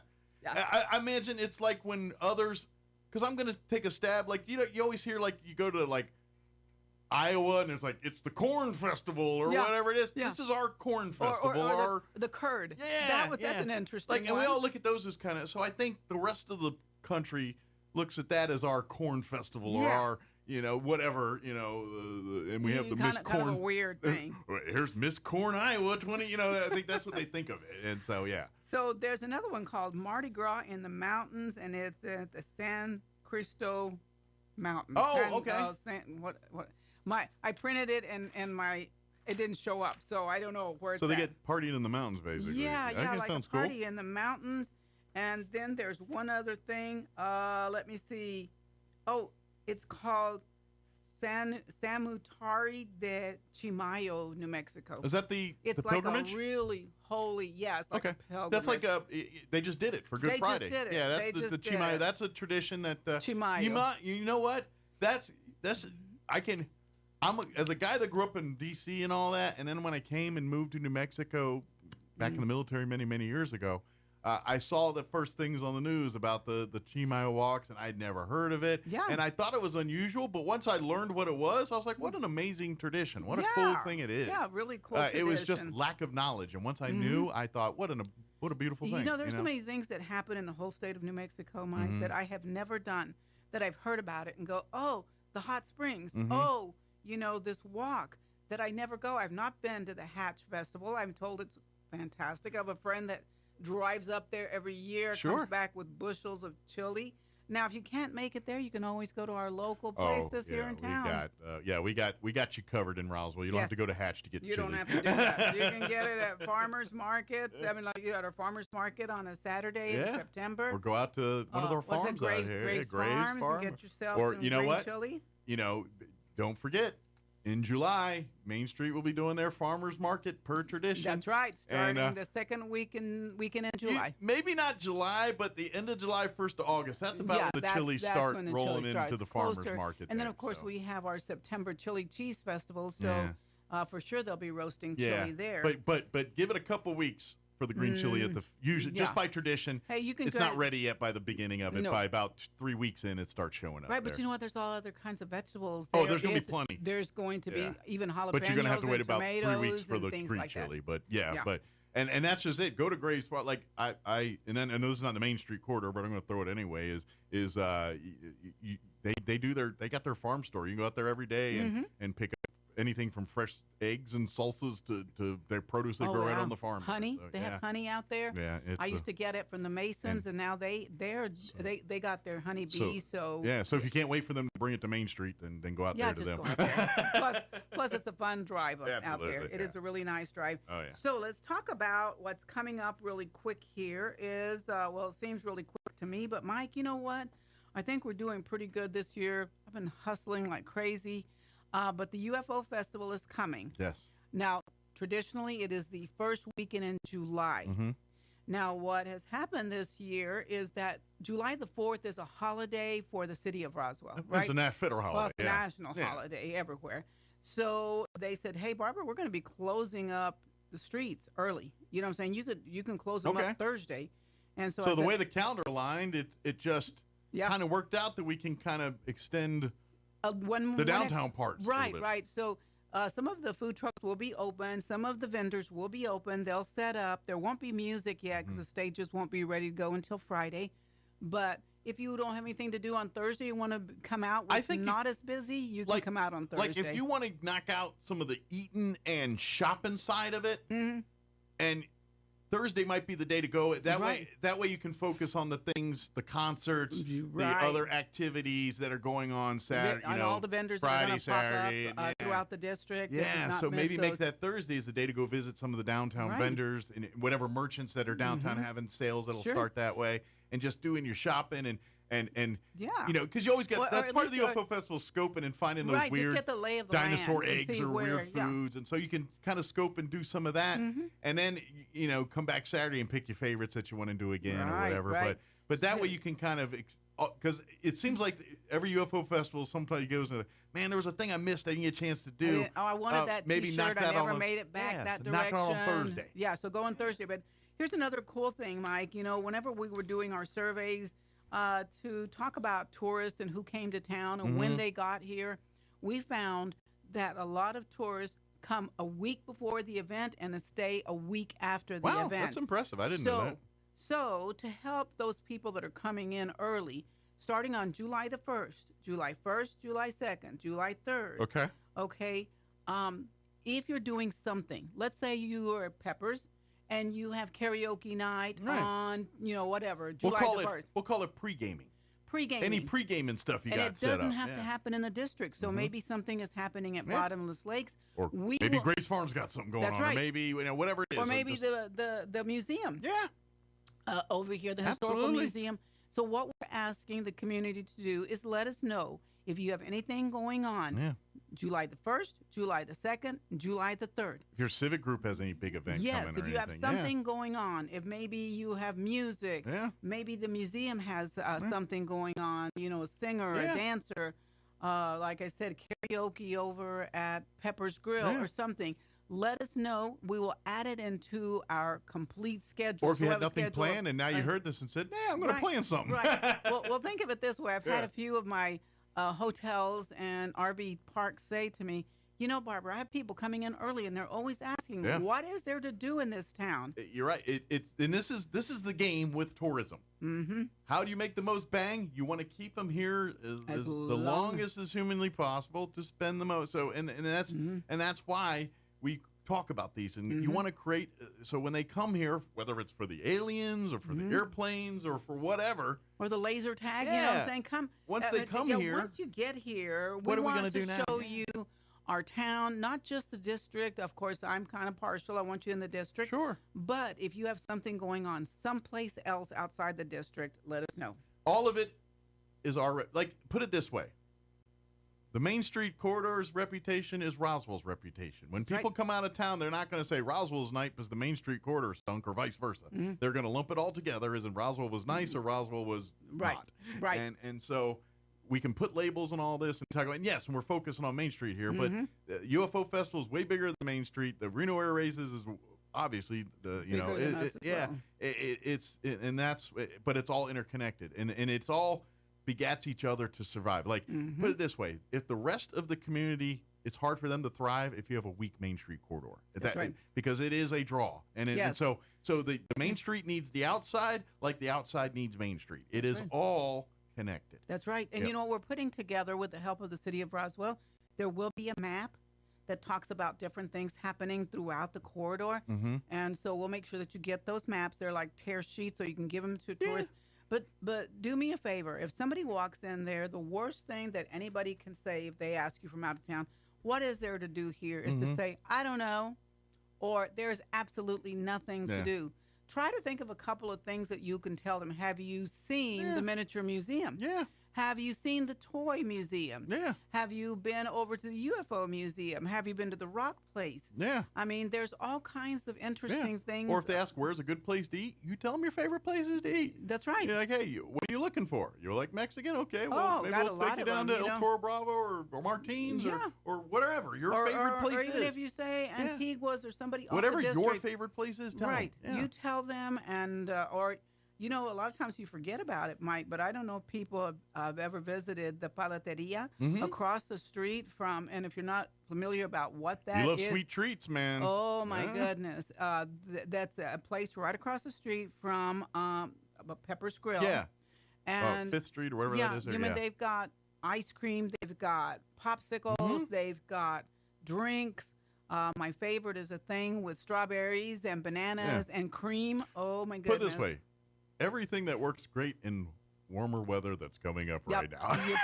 And it's a nice, clean, friendly location. Absolutely. So go by and see them. By the way, we are still looking for food trucks. We're still looking for vendors. So if Reach out. If you were saying, because I had a few people call me and say, but Barbara, I thought you were going to send me that form. And I was like, no, we changed over to an online registration. Everything's digital. Everything's digital. So you can sign up at ufofestival.com. Okay, that's it. Very easy. Go UFO there. Festival. And I think there's like a vendor form or There's something. There's a vendor form. There's a food truck form.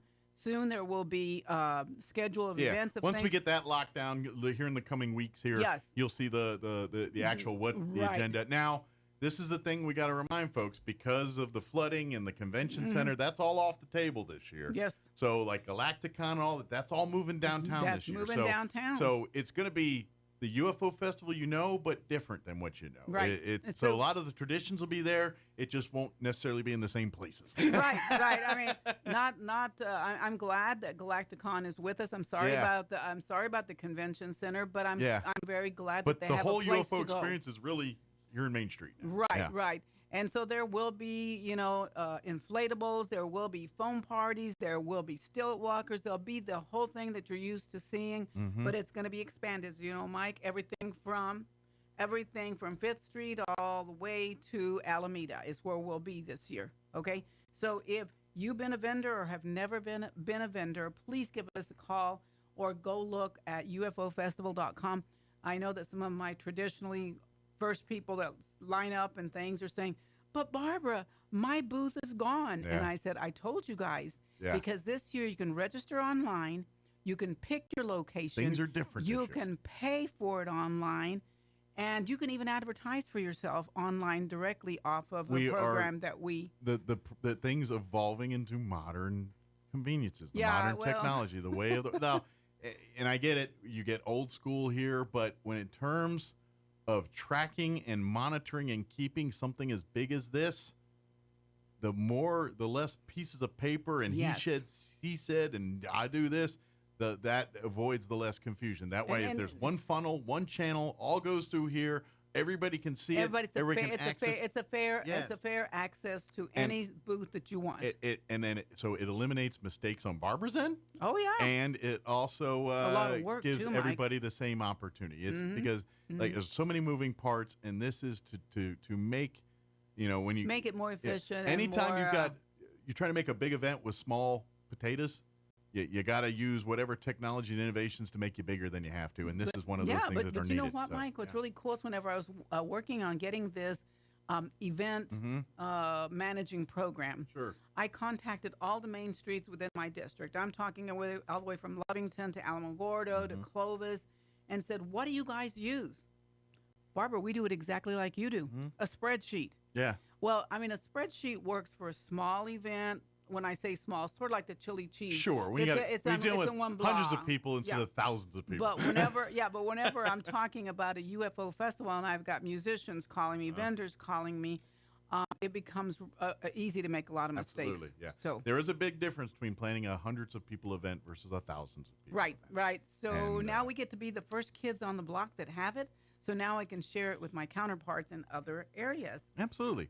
So please, go to the UFOfestival.com website for everything. If you want to be a vendor, if you want to be a food truck, if you want to be a volunteer, if you want to do anything involved with the UFO Festival, that is your one-stop shop to get in touch with Barbara or find information on how to do said thing. Yeah, I just had somebody send me a message today on my Facebook, and they said, is there going to be something different this year besides food trucks? And I was like, where shall I start?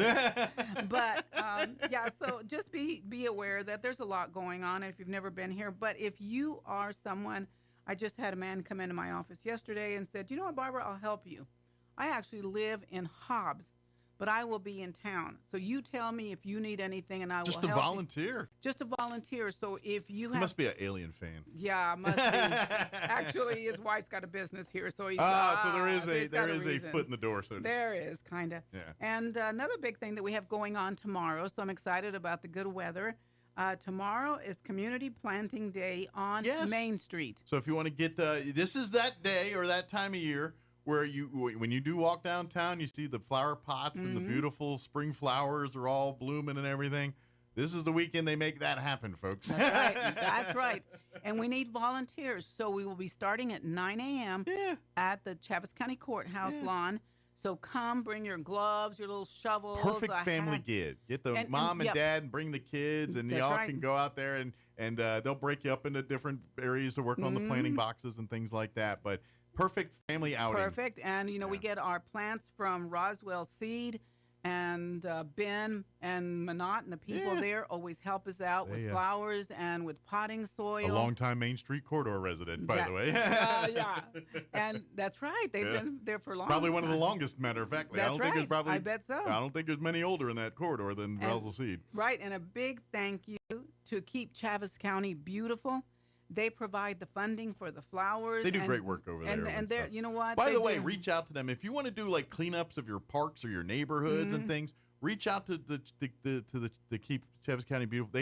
They will help you. They will give you bags and help you organize the event and all that stuff. Trash cans. The only thing that they do is they collect data. So they want you to tell you how many bags they collected and all that because to give you all that free stuff, they've got to report back what they're doing with it. Right. So that's the rub is look, we'll give you the free stuff, but you got to tell us what you're doing with it so we can tell them all that of this goes well, back it's just to make sure it's again taxpayer money. Sure. They're going to fund this program, but we're abusing it. They want to know that, and so they stop funding They're not going to give you money if they don't know what you're doing. So it's just a proof to say that we're continuing to do. So A, to keep the funding and keep it going, utilize it, and B, use this as an excuse to maybe get to your neighbors and all that kind of stuff, and all through Keep Roswell Beautiful, all that. Keep So Chaves County Beautiful. They help with all that. Yeah, if you have a group out there, what do you call it? A high school, group of some sort. Maybe the Key Club, maybe the Circle K, maybe the Assistings, Boy Scouts. Anybody that you have out there, you know what? Come out and help us. I imagine you talk to Barbara. There's probably a few places in the corridor she could say, "Yeah, you want to clean up here? I'll send you over there to go pick up some right, stuff." Or even help us out this week. Yeah, but definitely come out for the flower thing. That's a lot of fun. Sure, it's a lot of fun. I think it's one of the more popular parents and kids type events where you get out there and especially if the kids are younger, it's like, you ever plant? We're going to show you how to plant a plant here today. And make it an education. So it's multi-ages. You can be young, bring your kids, if you have a friendly dog on a leash, you're more than welcome to bring it. Miss Juliana Halverson always brings her dogs with her. You might want to bring the bags and appropriate things so when your dog leaves things, you pick them up. Yeah, don't leave those on Main Street. And you can always go have some coffee at Stellar when you're done. Yeah. This whole thing, literally, because if we get a lot of volunteers, we start at 9 and we're usually done by 11:30. Yeah. And the good news is, according to tomorrow's weather forecast, should be not too hot, not too cold. No, it's going to be great. Should be beautiful weather for planting some plants in the boxes. Yeah, and things. And a big shout out to Rudy and to Jim Burrs and the people at the Parks Department. They've come out and made sure that the watering system is working on those pots. So if you're wondering, some of them look kind of dead. Barbara, what's going on there? Some of those watering systems were not working well on the east side, so the flowers on the east side of the street are looking a little sad.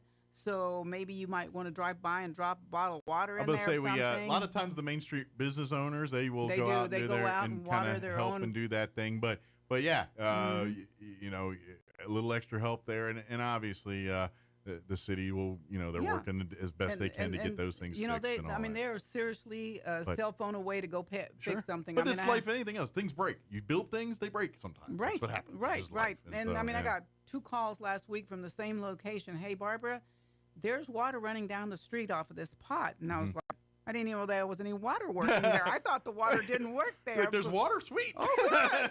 But can we get it going into the pot instead of the street? So I just picked up the phone and called Rudy, and he got his crew over there like right away. And he said, Barbara, do you want us to water early? Because we're going to water every single morning for a couple of hours, and then we will come back Saturday after you're done and do another deep watering on all your flowers. So I do appreciate the city of Roswell. Roswell Seed, when they donate the flowers, they probably give you a little bit. All right, this is how you plant them. This is what this is the recipe book to make these beautiful. Right. What would Jim Gill do, right? Yes, but here's what Jim Gill would do. This Perfect. is what Jim Gill would do. But anyway, so like I said, Mike, that's about all I have to talk about today, other than to say MainStreetRoswell.org is the website. Yes. If you want more information about, like, if you want to set up a business in Main Street. You want to do farmers market. Or sign up for farmers market. Yep. And then UFOfestival.com. That's right. Is everything for this year's UFO Festival. So yeah, you can find, for right now, you're going to find the food trucks, and the vendors. Soon you will see schedules. Yeah. But it's got our information, so you can call us if you have questions. And then 9:30 tomorrow. Where are you guys gathering? 9 a.m. We're at on Travis County Courthouse right lawn. on the courthouse lawn at 9 Right a.m. on the courthouse lawn. If you want to help plant some flowers, it should be done by noon, 1 o'clock. Yeah, I don't think it would take probably that long. not that late, maybe 2 hours. 11:30 or so. But bring your gloves, bring a hat, sunblock if you're one of those type people that needs to make sure you don't get burned. Just appropriately, just for appropriately. But I got to be honest, water. based on what I'm looking, tomorrow's forecast is sunny and 76. By 9 a.m., it might be crisp, might want a little light coat. Yeah, so but by the time you're done, you're probably putting that around your waist. So right, be good. right. So bring your kids. Absolutely. Come have fun and get ready to get a little dirty. Not a lot dirty, just a little. We're not digging in the dirt, just in planter boxes. That's right, just in planter boxes. We're not going to create a manhole cover. We're not digging into the asphalt or nothing. No. We're not going to dig a hole in the Travis County Courthouse lawn. They probably get a little. They wouldn't like little that. peeved I'd be if we in did trouble. that. So, thank you, Barbara. You're always. welcome. It is 9:57. Let's pause for news, and we'll try to work in sports, maybe weather before we get kicked off the radio. Don't go away. Lewis and Ground Zero is now in Roswell on 106.5 FM, KEND Roswell. News this hour from townhall.com. I'm Greg Clugston in Washington.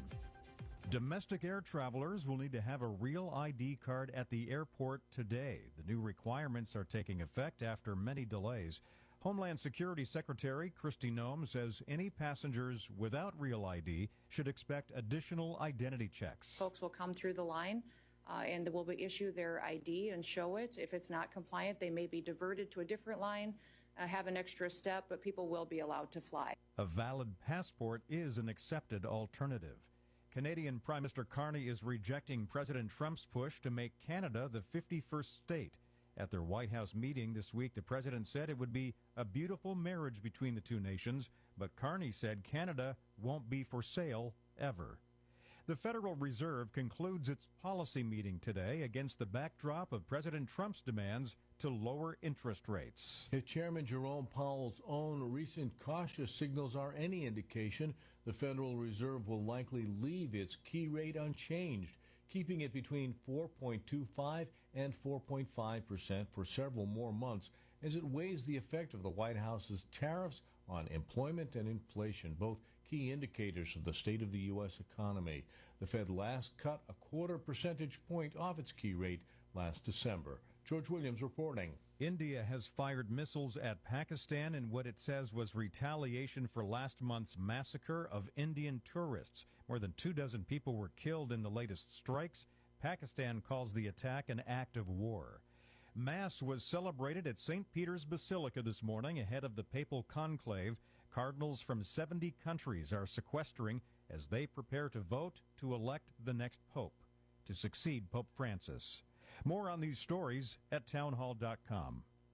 Everybody wants cheap airfare, but where do you find it? You call low-cost airlines. Their prices are direct from the airlines, and they're so low you can't find these fares published anywhere. They specialize in cheap flights, discount hotel rooms, cheap car rental rates, and great package deals anywhere around the world. Wherever you want to go, they can help you get there cheaply and with a best price guarantee. If you want the lowest prices on your airline tickets or other travel services, call now.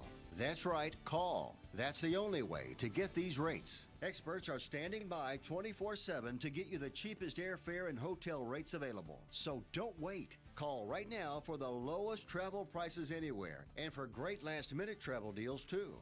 Call 866-755-5300. That's 866-755-5300. Again, that's 866-755-5300. Call us right now.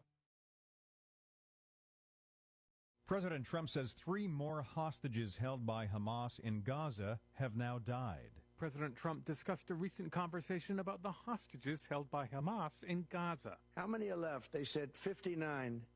I said, oh, wow, that's more than I thought. They said, well, only 24 are living, but now it's 21. That was a week ago. Now it's 21 are living. Trump did not elaborate on the identities of those now believed to be dead, nor how he'd learned of their deaths. 3 have died. So this is a terrible situation. One American, Aiden Alexander, had been among the 24 believed alive, with the bodies of several other Americans also held by Hamas. Ben Thomas, Washington. Israeli strikes across Gaza killed at least 59 people as Israel prepares to ramp up its offensive. Israel blames Hamas for the death toll because it operates from civilian infrastructure, including schools. News and analysis at townhall.com. A once popular internet phone and video service is hanging it up. Skype users are scrambling to find an alternative after Microsoft shut down the pioneering internet phone service, which let people make cheap long-distance calls and chat with other users. Google Voice lets users make calls from a smartphone or a desktop web browser, but it's only available to people in the U.S.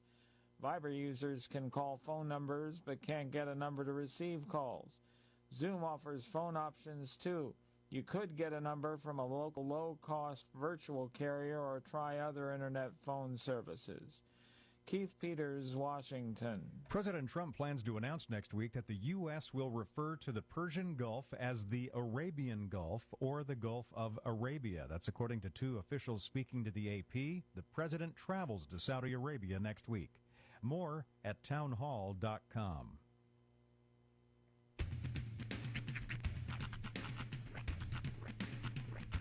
What in the wide world of sports is going on here? I promise you, whatever scum did this, not one man in this force will rest for 1 minute until he's behind bars. Now let's grab a bite to eat. Yeah, come on. I feel the hot wind on my shoulder and the touch of a world that is older. I hit the switch and check the number. I leave it on and then I slumber. I hear the rhythm ringing through it. Flamenco guitar and cumbia music. I hear the talking of the DJ. The travel listen, what does he say? I'm on a Mexican radio. I'm on a Mexican radio.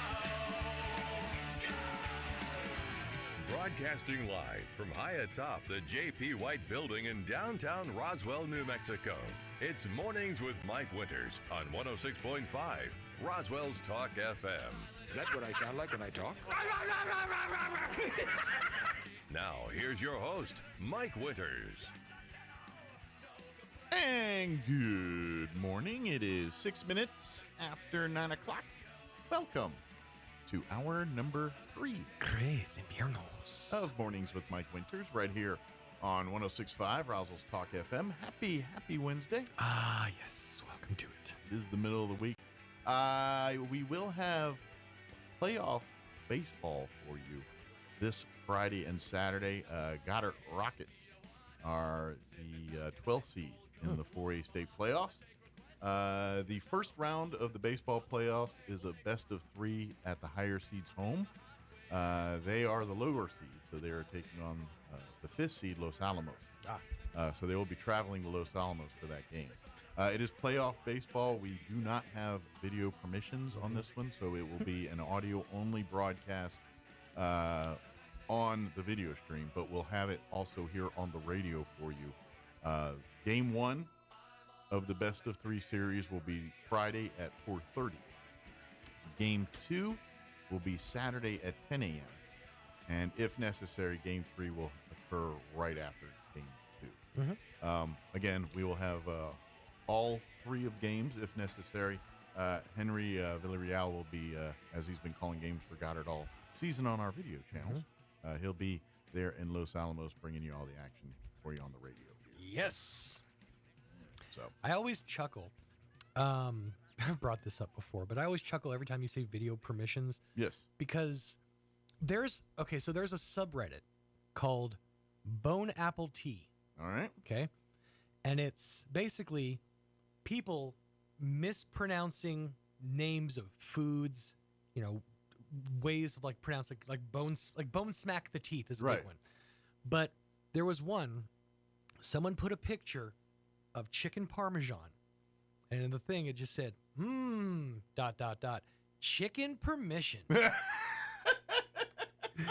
And I've just never not been able to think of that when you say video permission. Chicken permission. Well, in the spirit of that. Yes, we will not have chicken permission. Or video parmesan. Or video parmesan. Parmigiano Vidiano. Yeah, we don't get that. Not this time. But you can listen to the audio-only feed at ksvptv.com, along with the scoreboard. So Yes. But we will have it on the radio if you're driving out and about and all that. Mm-hmm. But so, yes, 4:30 Friday, Game 1, and then Game 2, 10 a.m. Saturday morning. Game 3, if necessary, will be. This is an interesting, from what I'm understanding. I kind of asked, I was like, all right, so what Goddard's, because Goddard, they're a perennial good baseball squad. Mm-hmm. So I was like, a 12 seed. Yeah. Surprising. Seems It's a little low for them. Low. And they said, kind of, they most people are kind of saying that Goddard is a 12 seed that's not really a 12 seed kind of thing. I think consensus was, they got swept by Artesia here towards the end, and that kind of knocked them down a peg on the rankings or something like that. But put it this way, a 5 versus a 12, I'm going to take a stab. This will probably go 3. Just a hunch. Yeah. But we'll see. But we'll have. It will be interesting. If there is 3, we will have all 3 for you. And if no winner can be decided, there will be a potato sack race this weekend to determine a winner. And then we start the Festivus rules. Yes. Somebody's going to have to climb up that pole. Airing of the grievances. I have a lot of issues with you people. Yep. But no. Oh, I keyed, of course. But yeah, we'll have that for you. And Henry's going to travel up to Los Alamos and get her done. It's a fun drive. Yeah. Yeah. I've never been to Los Alamos, but I hear it's like lovely up there. Oh, it's gorgeous. Yeah. I mean, there's a reason they decided to set up the lab there because it's Oppenheimer and all that kind of like the area. It's mountainous. It's a fun little area. But is it like, from what I'm hearing, it's like, it's like a smart town, like, because they're all a bunch of scientists and geniuses in the schools and everything. You know what I mean? It's all like, it's like its own little bubble of genius. Yeah, but there's that one pocket. It's like, I live in the trailer park in Los Alamos, right across that train track. Right. That one guy. And I've never been there, so I don't know. In my head, it's weirdly like one of these a la Stephen King shows, or what was that one that was on Sci-Fi where they all lived in the village owned by the company? Oh, and so right. it was. I think the guy was like the sheriff of this said company village and all that. I can't think of it offhand, but it I get images of that when I think of Los Alamos. I have no idea. I've never been there. I've only been up there like once, and it was probably a decade ago. Yeah. And I mean, it was like that. It was clean. It was people were very friendly up there. But also, they have tie-ins with their roots and with culture and like in my head, like it's that. like a Stepford Wives It's type not quite. situation. It's not quite what you're into. Robotic or something. And I know it's not, but that's what in my head. The vision that you are portraying is kind of one of those. Everybody has like a newsboy like cap, and they're carrying a folded newspaper under their arm, walking to the cafe or whatever. Yeah, it's not one of those necessarily. I mean, they're still Adobe and they're tied into culture and stuff, but like they're permanently stuck in the 50s. But everybody's got shoulder pads with like the ripples. It's literally like Mayberry 1950s down there, and everybody knows everybody, but they're all geniuses. I used to when I was a kid, and the Jetsons was on. I thought, okay, well the reason we haven't reached the future yet is because it's up there, right? It's way up there, and we haven't gotten there yet. But that seems risky. Like it always seemed like, why is the Jetsons treadmill outside of their bubble house? Like it's just out there free. And I know when you slip off, you go underneath it because cartoon physics. But maybe it's a trend. Why there's things that we do that are enjoyable. That maybe in the future they like to run outdoors, but there's not a lot of opportunities to run outdoors. I don't. First off, is the treadmill was there just to walk Astro. Yeah. So this brings up another question. They didn't have like an area with turf and grass and stuff.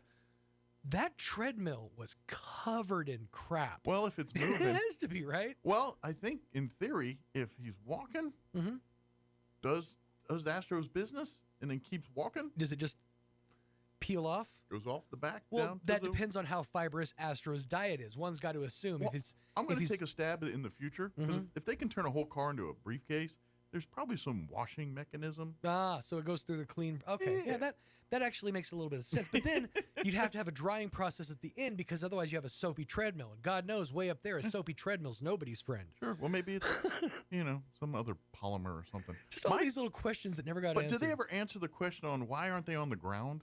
No. Why are we up in the clouds? They did, because in the Jetsons Meet the Flintstones, they came down to the Earth, and the Earth. So apparently, it goes this way. So if you go in the sky, it's future, but if Earth on the is ground, Flintstones. we're BC? There was Flintstones down here. Yep. Okay. So I think they even took like an elevator. So I can't remember. It's been so long since I saw that movie. But so prehistoric down here, futuristic up there. Interesting. Mm-hmm. Interesting. And here we sit on the second floor somewhere in the creamy middle. But to be honest, like if it's Flintstones prehistoric, I'm trying to decide which life is better. I ain't gonna lie. I mean, yeah, the Jetsons, come on, the bubble cars. I mean, all that's really cool. It's neat. You either work for Spacely Sprocket or Joe Rockhead or what. But how cool would it be to take a shower with an elephant's trunk? Yeah, like you're washing your dishes and an elephant's trunk's coming through, or you got a stork that's doing the needle for your record player. Yeah. And then he stops and he goes, "It's a living." And then he continues to play. But then again, all of their furniture is stone. Yeah. There wasn't a lot of cushion. Like a stone bed doesn't feel. But I guess you put enough woolly mammoth blankets on it. I would think hide, yeah, like hides. Yeah. But because it's really, and then I do have a question on the cars. Mm-hmm. Like, at what point can you stop with the feet and it just does its own thing? Well, once you get it going, the idea is that the momentum of whatever road you're taking, it'll get you there. Right, but at some point you got to go uphill. Yeah, that's when. All right, everybody, start walking. And then I got to think, based on the rest of the technology of the world, isn't there like a trunk woolly mammoth that pops out to push it up the hill? Maybe. You know, they never did investigate the engines of the Flintstones car. It probably is like a couple of woodchucks in there that are working the pistons. Yeah. Because here's what I imagine it must be. Because you do see that car, get it. It can actually get up to speed. So it's probably like the way, you can like manually start a manual engine by like moving the vehicle and, Sure. Yeah. Plus the other advantage of putting Flintstones. the momentum in there. And I just thought of another advantage of Flintstones. Giant food. Oh, yeah, absolutely. They got giant food. Now, I've had this argument with people. If you had the option to just take a capsule and be satisfied full, not like full, but just like you had everything you could possibly want in a meal and be full, would you do it? Well, the answer is no 90% of the time. Except for when you have to decide what dinner is? Well, no, the other time is like if I'm like, okay, I'm fat. I got to lose weight. I got to get healthy. Yeah. Then, yes, I want to say... Well, you have that pill. It's called Ozempic. Well, but you know what I mean? Right. Like, because otherwise, like I get it. And yes, younger people look at this different than people our age. That food is fuel. I understand all of that. And at the end of the day, that's all it is. But I come from an age where food is life. Yeah, that's just it. That's the whole point of being here is to enjoy flavor. And so, no, I don't want to eat a pill and be satiated unless I can't eat food for some other reason. And I'm like, all right, give me the pill so I won't at least be craving it. Like I used to get into arguments with my kid's mom's family about because they're all of the pill mindset. Yeah, let's just get it and be done with it. But no, that takes away all the experience. Of life. Think about every. I'm going to take a stab, and this is not just me, and I'm some weirdo. I'm going to say all human beings, you think about happy memories, happy thoughts, things that you look at as pleasurable moments in your life. And I'm going to say 90% of them, food is involved in some way, shape, or form. I'd say you're wrong. I'd say it's more like 97. Yeah. There's nary an experience that you have that doesn't involve food in some capacity. Yeah, I mean, it's like one of my core childhood memories is on my 7th birthday. My parents threw me a whipped cream pie fight birthday party. Nice. And we had pie. Yeah. We had, barbecue and stuff too. That was actually the birthday, the first time I ever tried Sun Chips. Was at that birthday party. Well, that's a weird memory. I forgot I even knew that part of it, but that just popped into my head. Like, I remember the first time I had a Sun Chip. They were Harvest Cheddar, and they were delicious. weird how that just kind of sits there. It's like it's adjacent to the memory. It's like you'll remember this when you remember this. Right, exactly. Oh yeah, that was the first time I had a goober. What? But at the time, What Would You Do was the show on Nickelodeon, and their big thing was whipped cream pies. Like they threw pies, and that was my dream. I was like, I want a pie fight. And so my parents, God love them, one of like 4 times they came through, we went out to the lake and had just like trays of whipped cream pies. Well, I feel like that's an event your dad totally could get behind. Like that's seems like his wheelhouse of enjoyment. He was on board. Everybody was like, down to our bathing suits and stuff, and just went crazy. And your mom is just a go with the flow type person. And you're like, whatever. Oh no, she had to make all the pies. She was. In all fairness, these are whipped cream pies. So it's just a tray and some whipped cream. Yeah. Think of Revenge of the Nerds minus the naked girl in the end of the pie tin. Right. But that's the rest of it. There's never a crust, No, it's just whipped. You don't want things that can hurt people. Right. It's whipped cream. Now, was it throwing or was it more of the pushing? Both. It was both. We were out on this it was right by Lake Murray, and we were on this ridge, and by the end there was just whipped cream everywhere on the trees and the dirt. It was all over us. And then we just went swimming afterwards. Nice. Yeah. There's our shower. Yeah. Oh, we were a primitive people. Well, as kids, get in the lake. I want to take a bath. Get in the lake. All right. We're gonna give the fish a sweet treat. Rinse off, kids. And then we'll go to church. Yeah. But food's everything. It's essential to many memories. I mean, why have Thanksgiving? Yeah, we can be thankful for what? No food. There's no food. What am I thankful for? These delicious pills that nourish me and keep me alive? I've had that discussion with somebody. It's like, we're gonna have a get together, and my friend will be like, well, we got to eat. Right. Yeah, that's kind of a that's fair. People gather around food. Yeah. Without food, we'd have no gatherings. No one's going to have a let's eat our nourishing pill party. Everybody take your pills. Yeah, I've been down that seminar before, sir. I'm good. Yeah, it's just not going to happen. Everybody get together and take your pills. That sounds terrifying. It does. That's dystopian. But it is the world we're going to. I mean, everything's a pill. Everything's a bottle. Everything's a magic button. Is our guest here? Yeah. Good. Yeah. No, if it was like the gum in Willy Wonka where you had all the flavors of, I might do that. But yeah. Well, yeah, but that's not life. Yeah. That's not forever. your life. You try it once. All right, that was cool. I liked it. Maybe I'll do it again later. Now, if it's going to turn me into a blueberry, I'm not crazy about the idea. But well, what if you could float? Well, you definitely would have the buoyancy. I'm just saying. I don't know. If I could float at leisure. But if you're berry shaped and you're floating, you would have no control on if you go topside. Well, I need to put an udder. You're gonna have to it's the same thing with a turtle on its back. It's gonna be an ordeal. The power of methane, sir. The power of Never mind. I'm propelled by methane. We will save that for another day. Methane in little fat digits. All right, it is 9:21. We're going to talk Scouting America. Patrick Smith's going to join us here from the Conquistador Council. They got a big event coming up this Saturday. Want to put on everyone's radar. Before we do any of that, though, let's get you up to date on the weather.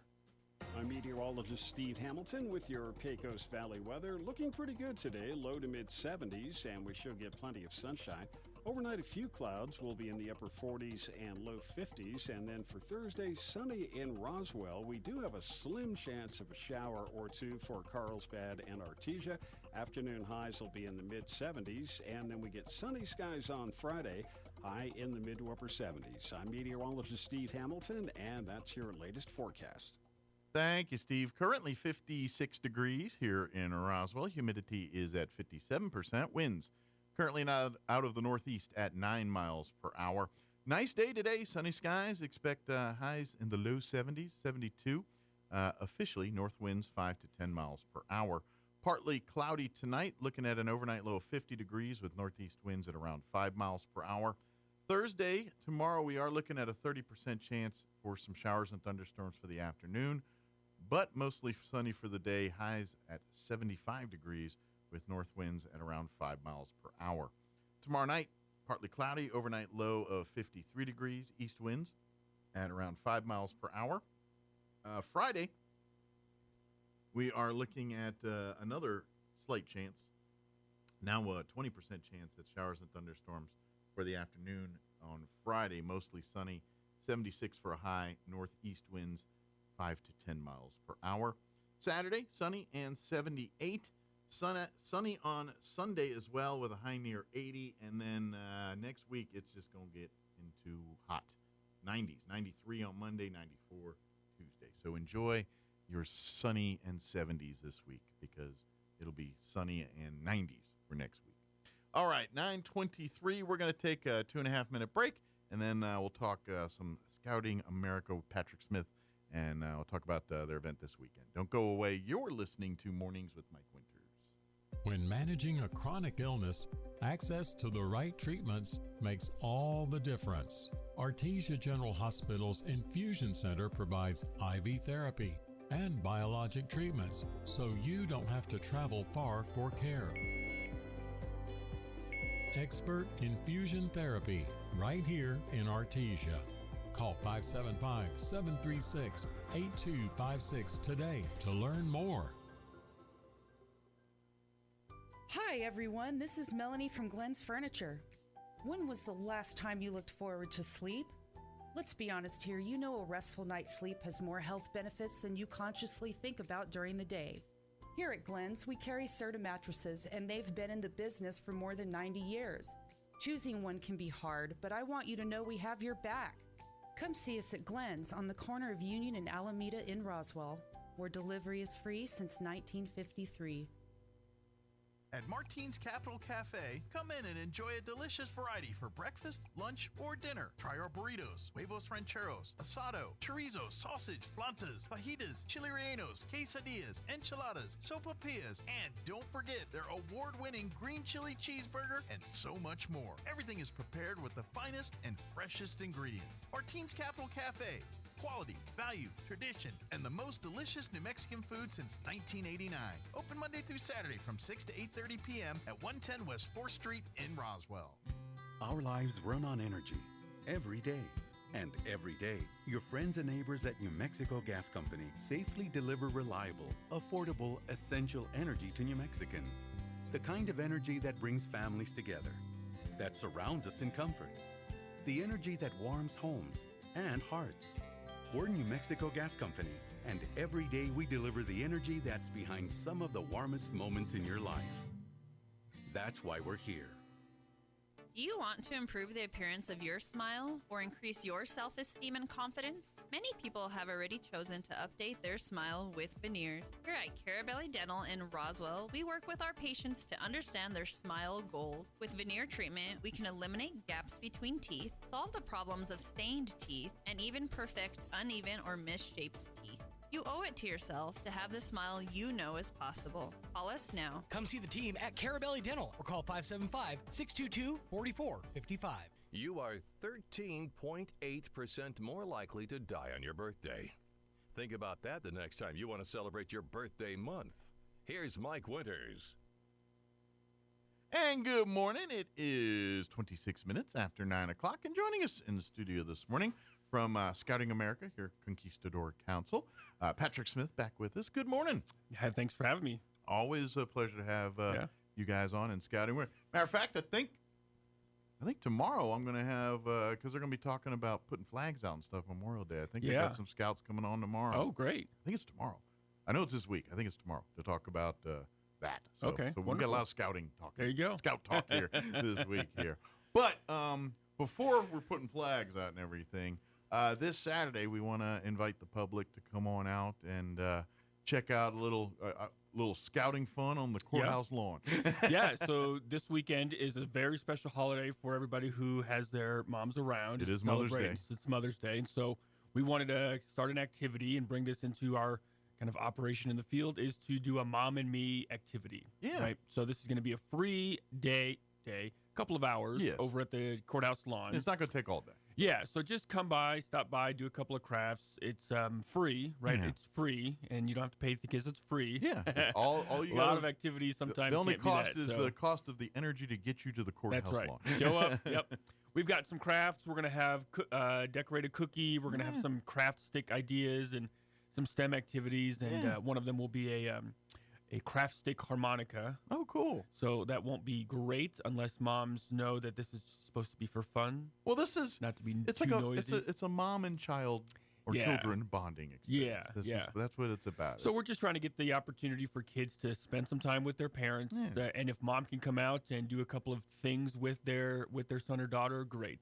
You don't have to be registered in Scouts, although we would love you to be invited to some of our meetings afterwards. Well, if you are interested in scouting, there'll be lots of opportunities to learn more about it at the event. But if you're just looking to have a nice few hours with your kids, that's all it's for. Yep. Hopefully we get out before any weather takes us out down the street. I don't know what it looks like this weekend. I think this Saturday you're going to be good. It just says sunny and 78. No talk of winds Well, one way nice. or the other. It'll be a little chilly, cool in the morning, but it'll be... I think this will be pretty nice. Yeah. Here. So we're trying it out here in Roswell before we take it out to the rest of our council territory next year, hopefully. Nice. And we're just trying to be out and celebrating moms. Yeah. And so this is an opportunity just to bring your kids. They don't have to be Cub Scout age. They can be older. They could be junior high, adults high school. technically if you wanted That's to. right. I mean, now I'm not going to lie. The activities are more kid-centric. So your 30-year-old son may or may not be into this. But we just want to have some fun and introduce some activities and see families come out there and enjoy themselves. So Absolutely. that's what we're working on. That's what it is. It's just fun out on the basically on the courthouse lawn there. You know, hanging out downtown with your family for a few hours here. Yep. And you know what? Dads, you can lurk and hang out. I mean, you know, this is a mom and kids event, but dads, come on down and be a part Bring of the your family. dads too. Yep. Come on down. Exactly. They can carry all the stuff you guys make. There you go. There you go. And of course, you know, if you do want to learn more about scouting, it's a great program. I've sung the praises of scouting here on this show. I'm a product of scouting, Eagle Scout. I you know, many things I know today, I know because of my time in scouting. Right. So, I sing the praises, but now it's great because, you know, compared to when I was a kid, now anybody can be a scout. You know, now with the inclusion of females into the scouting program, it's legit. It was always a family experience, like even when I was a kid. Right. You know, moms, even back then, it was not uncommon for moms to be scoutmasters and very much part of the leadership of scouting troops. Yep. And then by default, usually sisters and stuff, even though technically they didn't have a position or officially involved, they're as much as the troop as anybody else. They just didn't, you know, have a rank or a uniform or anything.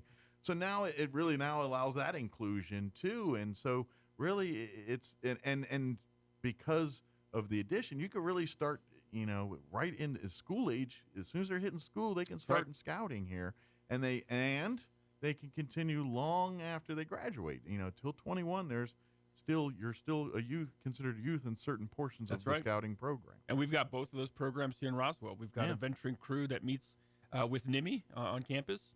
So those are those older scouts that wanted to do a little bit more leadership and high adventure things.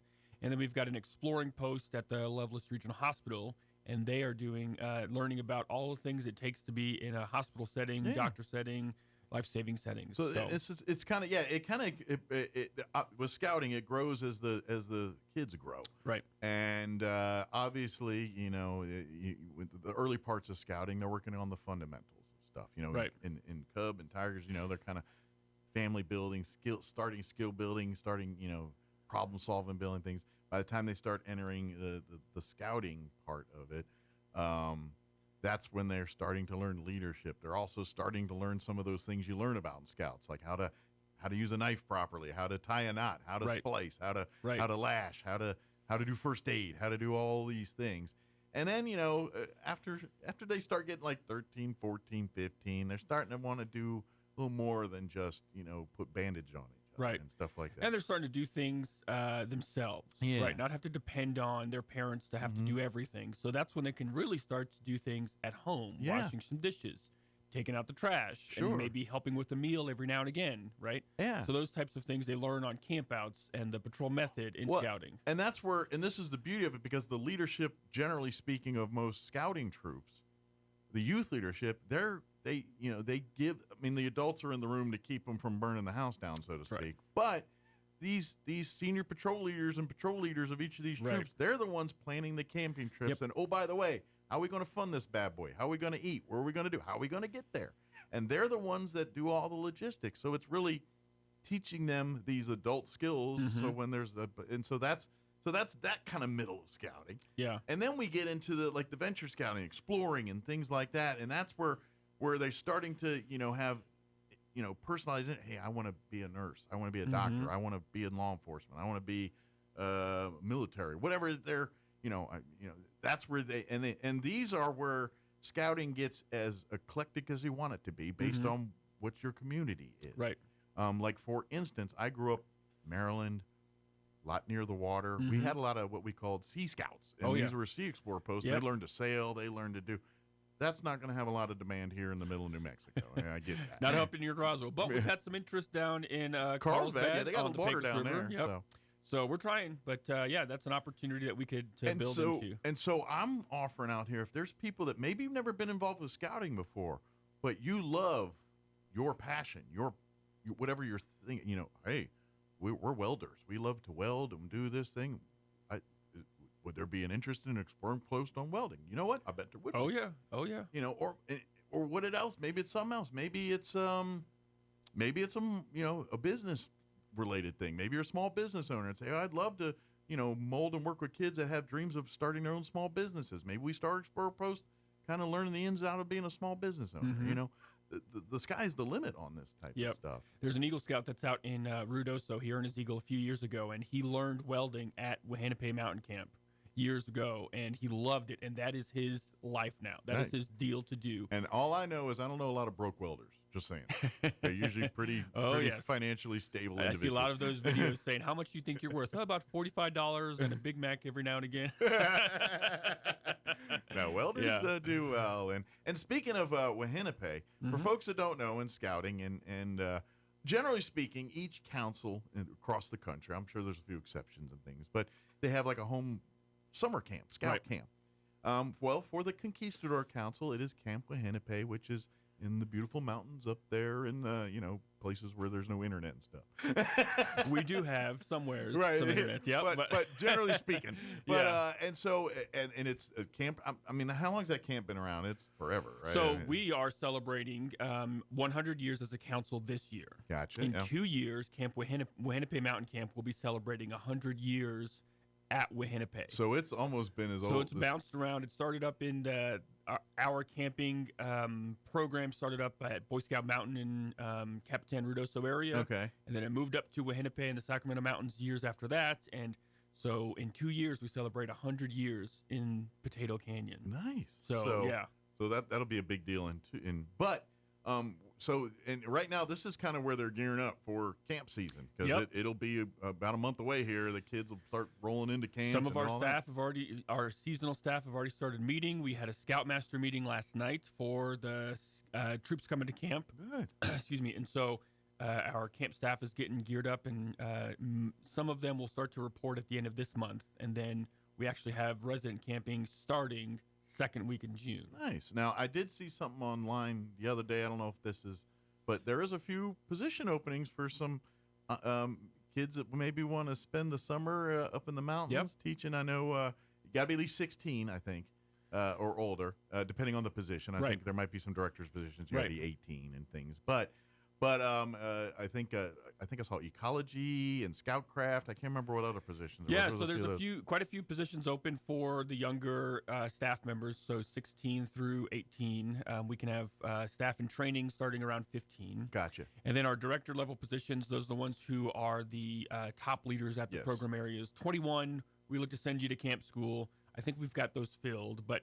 If you're interested in spending the summer with us, take a look at our website, nmscouts.org, and you could find which ones we have available. As a person that spent a few summers working at summer camp, I'm sure you probably have done it yourself. I did it as a staff member with my previous council, and it was one of my staff assignments. I was the camp director. Oh, gotcha. And it was at the camp that I grew up in, and I loved it. I could still remember the feelings I had when I was younger walking through the trails. I wish, looking back, that I was a camp staff member as a young scout. It would have been a ton of fun. It is so much fun. Some of the funnest moments of my life, I think back on, were me as working in those 3 years I worked at scout camp. It was, and I kind of varied. I kind of came into the later spectrum. When I was 15, 16, but when I was 18, and that's, people are like, oh, we need you. You're 18. Oh, yeah. And so that's when I started. And I served as a camp commissioner 1 year. provisional scoutmaster, I think that same year. Yep. Then the second year I ran shooting sports, all of the, so I had to go and get NRA certified, right? Because I was 21 at that point. And then the third year I was program director. Nice. So I kind of was upper management the whole time I did it. But I'm telling you, it was so much fun to live. And the cool part is and it probably even more so today than even when I was the case, because you literally you're stepping back into the old world a little bit, whereas life like you know it is not. I mean, and it was way different for me because no one's like carrying smartphones and everything else, and they had one camp payphone, and that was the one thing. And communications were very.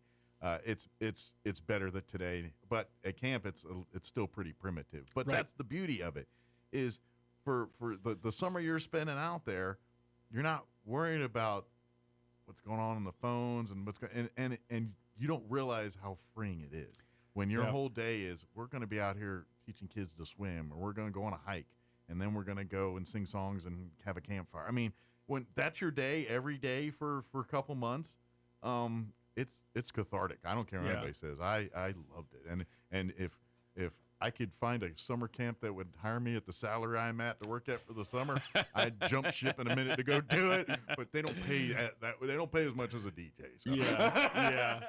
Yeah. Staying connected is certainly a great opportunity nowadays. But looking back then, that's one of the opportunities that I missed out on, is being up at camp for the full summer and not having to be connected with the stresses of the society, of being connected, of doing, all of that. And you get in a routine because it's new. You get a new batch of campers every week. Yep. So a particular camp I worked at, it was Sunday to Sunday. You're literally Sunday afternoon, the campers roll in, you're there greeting them, and then you get them settled Sunday night, and then Sunday morning, the next week, you're waking them up and sending them off to camp. Right. They're out by like 7, 8 in the morning. You usually get about 4, 6 hours to yourself, shower, go get mail or do something. And then the next batch rolls in around 1, 2 in the afternoon. And so you get into that routine. But then it's so much fun because you also make great friends. Like, you become great friends. Like, to this day, some years later, I am still friends with some of the counselors and stuff. Thank God for social media that helps with Facebook and things. But I'm still, so-and-so gets married, we're all talking. And matter of fact, one of the guys that I hung out with still to this day, I haven't seen him in years, but if we connected, we'd be hanging out like nothing. Right. He was Australian. He actually is back in Australia, but he worked at the summer camp every year, coming from Australia, and he'd go back to do his thing. Weirdly enough, his nickname was Roo, as we dumb Americans, in Australia, give him something, call him something Australian, Roo. That's what we called him. His real name was Marcus. But, but that's camp, and that's what you build, is those friendships. And I have that to this day. And half the fun too is the days off and things, because you generally don't get days off depending on departments together with friends. Right.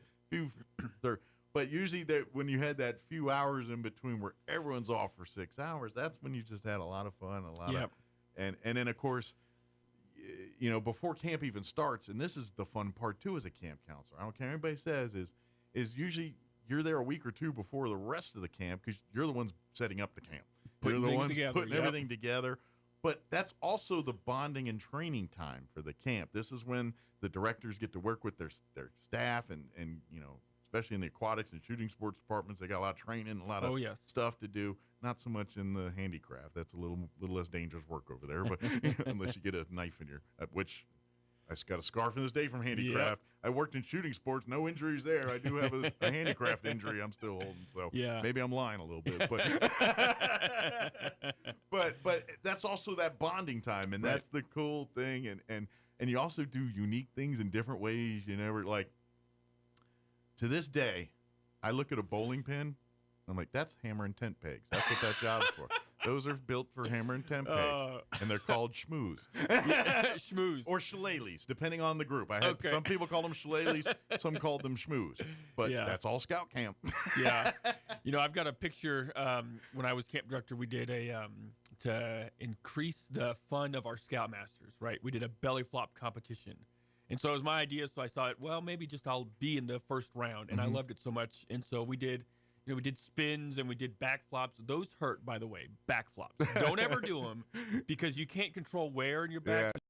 I feel like it hurts more than a belly. You don't have a whole lot of cushion back there. So That's right. There's usually most of us. Yeah. Not all. Backflops are not fun at all. Imagine. So don't think that that's going to win you any points. But I have one belly flop picture of me going, spread eagle, right? And I've got a cape back behind me because we did some theme the week before, and I thought, wouldn't this be cool to have a picture? Of course it would. Every time I see that picture, I always think about that song by Fun. Tonight. Just in slow motion, right? Right. But that happened at the summer camp. Exactly. Just a belly flop competition. That creates it. So. And certainly as a camper, you get those, but I'm telling you, as a staff member, it's a whole summer of that. Oh, yeah. And it is so much fun. So I'm telling you, if you're any 16-year-olds out there, 17, 18-year-olds that are looking for something to do this summer, I'm telling you, a summer at camp, and if you're involved in scouting, it does help. It does help. But to be honest, if you know a lot about nature and stuff and things, we need ecological. And it's literally you're teaching kids, you're learning about nature. You're teaching merit badges, and that's what they teach these kids merit. So when they go to aquatics, they're teaching them swimming and life saving and canoeing, rowing, depending on the different. They go into scoutcraft. That's the area where they're all those things we're talking about. Lashings and knot tyings, cooking, building camping, camp gadgets. Oh yeah, all that. Learning the camping lifestyle and scout lifestyle. That's scoutcraft. The nature area is teaching all the ecological stuff, environmental science. Yep. Anything with the animals and the wildlife. That's where they're going on there. And then of course the shooting sports. That's where archery, rifle, shotgun, BB guns for the the Cubs and younger scouters. That's where all that's going on. And then now this wasn't around when I was in camp, but now they have like technology center in there, so they can teach more modern stuff for them. That was no existent when I went to scout camp, but this is Scouts new. This is the new scouting where we also didn't have a lot of things back then. We didn't have the need for a technology center because technology consisted of one payphone. Yep. And there was one computer in the camp, and there's no internet hooked up to it. It was basically just to keep troop sheets, data, the actual paperwork and clerkings of running a camp. Because somebody's got to eat, and they got to monitor that. And that's camp. That's what it is. And depending on how you do camp, and then because with Wahinape, is it dining hall style or is that campsite cooking? How do they do that? No, it's dining hall. Yep. So we have you come to the dining hall 3 meals a day, and there's a rotation in there. There's a format, and everybody pitches in and does something. Yeah. So it's kind of, and it's neat, and again, that's like if you don't know songs, you learn the songs at the dining hall. Oh, the songs. When I was at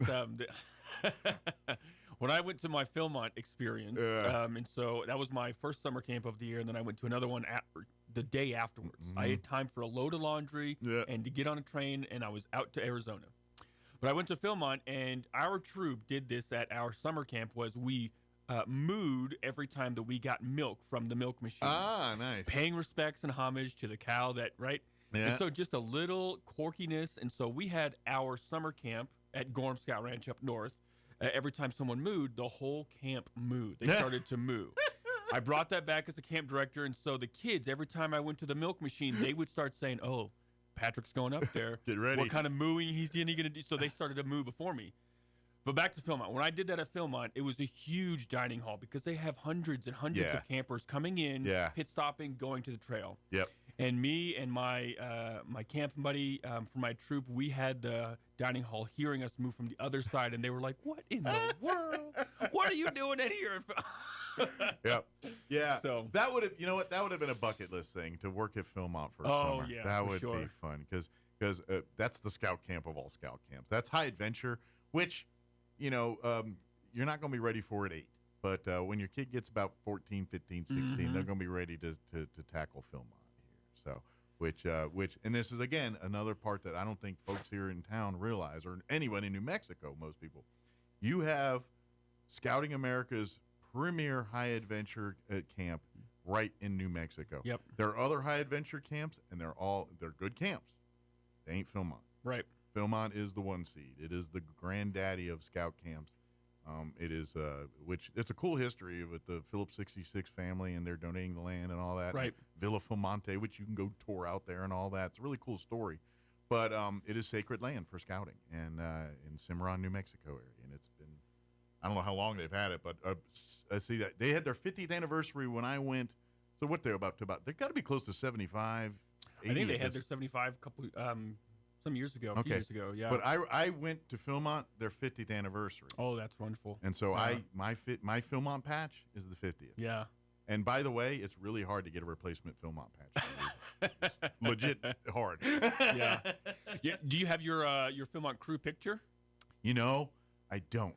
Oh, if you can remember the summer. And you know what? Because they have a repository of that I online. know. And I don't remember the exact, and I spent hours. I have too. And I'm like, is it June? It was this year, and I'm looking through all, and there's the deal. It, like Patrick was saying, that the Chow Hall, there's literally thousands of kids that are going through every summer. Oh, yeah. And I'm like, I know went through in June of like 88, 89 or whatever, but I don't remember the week. And so literally, even narrowing it down to a month is still hours of search. And so I started to, and then I lost, and then but yeah, I need to go. Yeah, I've lost my picture. I don't have that picture. And I did legit try to look for it, and no dice yet. I tried to look a couple of times, and I did eventually find it, and I sent one to my buddy for his birthday, and I have it in my office, and you wouldn't, I mean, you could appreciate this because we were both fellow wonderful on tops, is I wasn't bald when I was a young kid. What was I, 17, 16, nor 17? was I, by the way. And so I ask people all the time, can you find me on the picture? Well, that's not, no. They're all wrong. Yeah. Every one of them gets it wrong. Well, and here's the thing, too, is especially when you're looking at hundreds of those pictures, we all kind of look the same because you're usually in the sun and you're wearing a hat. Oh, yeah, everybody looks like and, this. And to be honest, it's hard to see faces and things on sometimes. I'm like, that kind of looks like a guy I knew, but I don't see anyone who looks like me in that one. So, yep. So it's harder. But because you're either, I can't remember if I caught us going on the trail or coming back on those pictures. They got us going the day we were going. That was one of our first things. I feel like that we maybe that's how they did it too. I think because I'm thinking you're probably not as fresh coming back because you ain't. Because literally, Philmont is different. It's low impact camping. You ain't seeing toothpaste, deodorant, or really a shower for your entire trek out there. That's just because it's dangerous. That's you're dealing with bears and things, and the last thing you want to do is put a bunch of things that make you smell pleasant out there. Everything goes in bear bags. Yep. Everything. It's low impact camping. You leave no trace. There's nights where, by the way, your base camp meal and please visit the ice cream thing. That's your last meal. That is that is not food. You have to add water to make it look like food. That's your last meal until you come back off the trail like that. Occasionally, depending on certain outposts, you might come across a place where you could get a soda or they've got some interesting camps in the backcountry. Or if you hit one that they might make you a home cooked meal somewhere. Or something that, but short of that, you're eating dehydrated food the rest of the time. So that was it. And I know I'm getting stories here, but I come from Maryland to go to Philmont, so it was a 3-day bus trip for us to and fro. On the way back, they hit some smorgasbord in, I think, Oklahoma. That night, first night coming back home, and I ate so much. Like I literally threw up in the restaurant. Yeah. Turned around and had dessert. Like I was like that. I was some room. I was a teenage boy, and nowadays I'd die if I did that. But back then, you're a teenage boy, you're indestructible. And I was like, I'm literally going to eat this place till it closes, and I tried really hard. Right.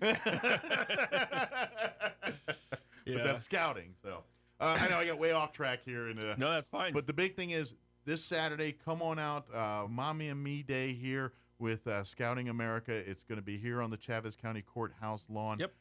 What time is it starting? We'll be there 10 to 12. 10 to noon. Come and there's going to be crafts and arts and crafts and booths and activities.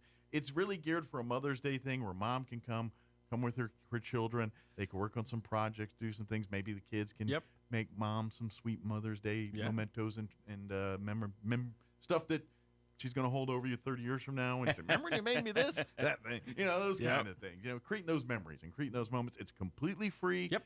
Doesn't cost anything. Don't need to pre-register anything. Just roll on in beginning at 10 a.m.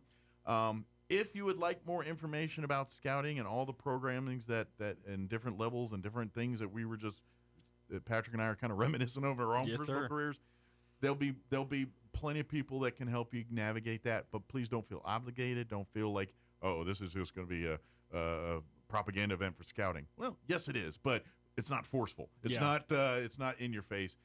All we want to do is make sure you have a fun experience with your kids on Saturday. Yep. We want to help celebrate moms. Moms have been a part of scouting since day one. Yeah. Den moms, cub moms. So we just want to be there to help celebrate and create some crafts and some memories. I've got some family coming in town from Amarillo, and I'm going to invite the girls out to come out and have some fun so my little daughter can be there, and so it'll be a good time. It's going to be fun. Bring the whole family out. It's it is a mom and me event, but dads and everybody, come on out. Family's welcome. Come bring the family. Come experience some family moments out on the courthouse lawn. If you have any questions about anything, I always invite you to, if you go on Facebook, I know it's hard to spell, Conquistador Council BSA, I think is on that one. If you type that into Facebook, wherever that's the Facebook page. Like and follow. If you have questions, you can always shoot there. You're always more than welcome to come to the scouting headquarters there on Aspen, and the scout shop's there too. If you want to see scouting memorabilia shop, if you're interested in scouting and want to pick up uniforms, that's where you can get it all. It's all right there. And of course, find out ways to get involved in scouting. If you want to learn more about it, come by the office there, and they'll be happy to put you in touch with a pack or troop near you. Yep. Good deal. Did anything we missed, Patrick? Nope, that's everything. Just wanted to come and celebrate for moms this weekend, and we've got some activity. And if you're interested in joining Cub Scouts, we have a couple of getting to be active packs getting going for the summer, so come and see us. They're growing. Packs are growing. Things are growing. If you're looking for an opportunity to expose your children to a whole world of just really setting them up for the future. I mean, if you take full advantage of the scouting program, which I recommend you do, they're going to see things, do things, and experience things that they would never normally get to do in other platforms. Right. Guarantee that. Oh, yeah. Thank you, Patrick. Thank you. All right, it is 9:55. Let us pause for news, Hannity, and sports. And let's see, that might kick me off the radio after that. But we'll try to be back. Don't go away. You're listening to Mornings with Mike Winters. Now for your Pecos Valley news update, I'm Jared Cirillo. The Blackdom Collaborative is inviting residents, businesses, and community supporters across Chavez County and surrounding areas to take part in an historic effort, the creation of the Blackdom Memorial Gardens, honoring the legacy of the early 1900s African-American settlement of Blackdom, New Mexico. Set just south of the Wool Bowl in Roswell, the site will be formally dedicated on Sunday, May 18th. There will be a special community event titled Seeds of Love. The Blackdom Memorial Gardens will commemorate the historical and cultural connections between Blackdom and Roswell. The community also invited to a public meeting to learn more about volunteer opportunities for the upcoming National Championship air races. The event will be Saturday, May 17th from 4 to 6 p.m., and it'll be at the Historical Society for Southeast New Mexico. The facility is located at 200 North Lee Avenue in Roswell. You're up to date. I'm Jared Cirillo. Waking up on the right side. This is the Sean Hannity Morning Minute. An illegal alien who allegedly tried to rape a 4-year-old girl in Virginia was cleared for release by a prosecutor in a Democratic-run Fairfax County. ICE has swooped in to take custody of this illegal accused of trying to kidnap and rape a 4-year-old after Fairfax County prosecutors dropped the case against this individual, a Honduran immigrant being held by ICE at Caroline Detention Center, Caroline County. According to court documents, a man broke into the home of where this 4-year-old and her mother were asleep in separate beds in a room. The mother woke to see the window blinds rustling and heard the girl yelling, and from the living room, the girl said a big man grabbed her from her bed and tried to carry her out, but apparently abandoned the plans when she started screaming. From coast to coast, from sea to shining sea, it's the Sean Hannity Show. Now, don't get suckered into the same old free phone game by Big Wireless that comes with a lot of fine print, plus. Oh, in other words, you pay more. At the end of the day, you paid for that, quote, free phone 3 times over. There is a better way. Pure Talk, my cell phone provider, a veteran-owned company, my sponsor, my wireless company, has a much better offer.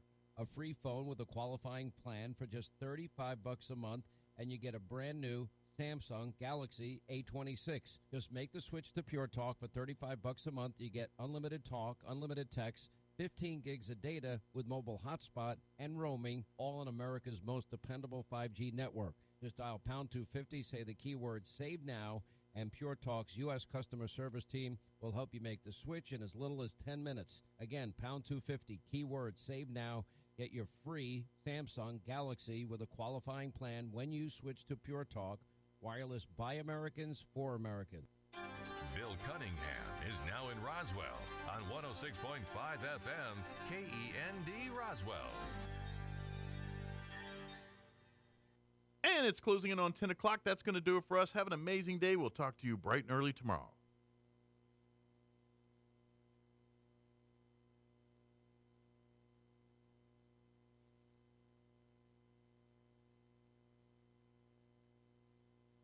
You know, I did it again. I thought it said 10 o'clock. I was like, oh, I got another minute. And I don't know where my brain was. I was like, oh, I'm counting nothing. So I was a minute ahead. Sorry about that. That's why there's dead air there.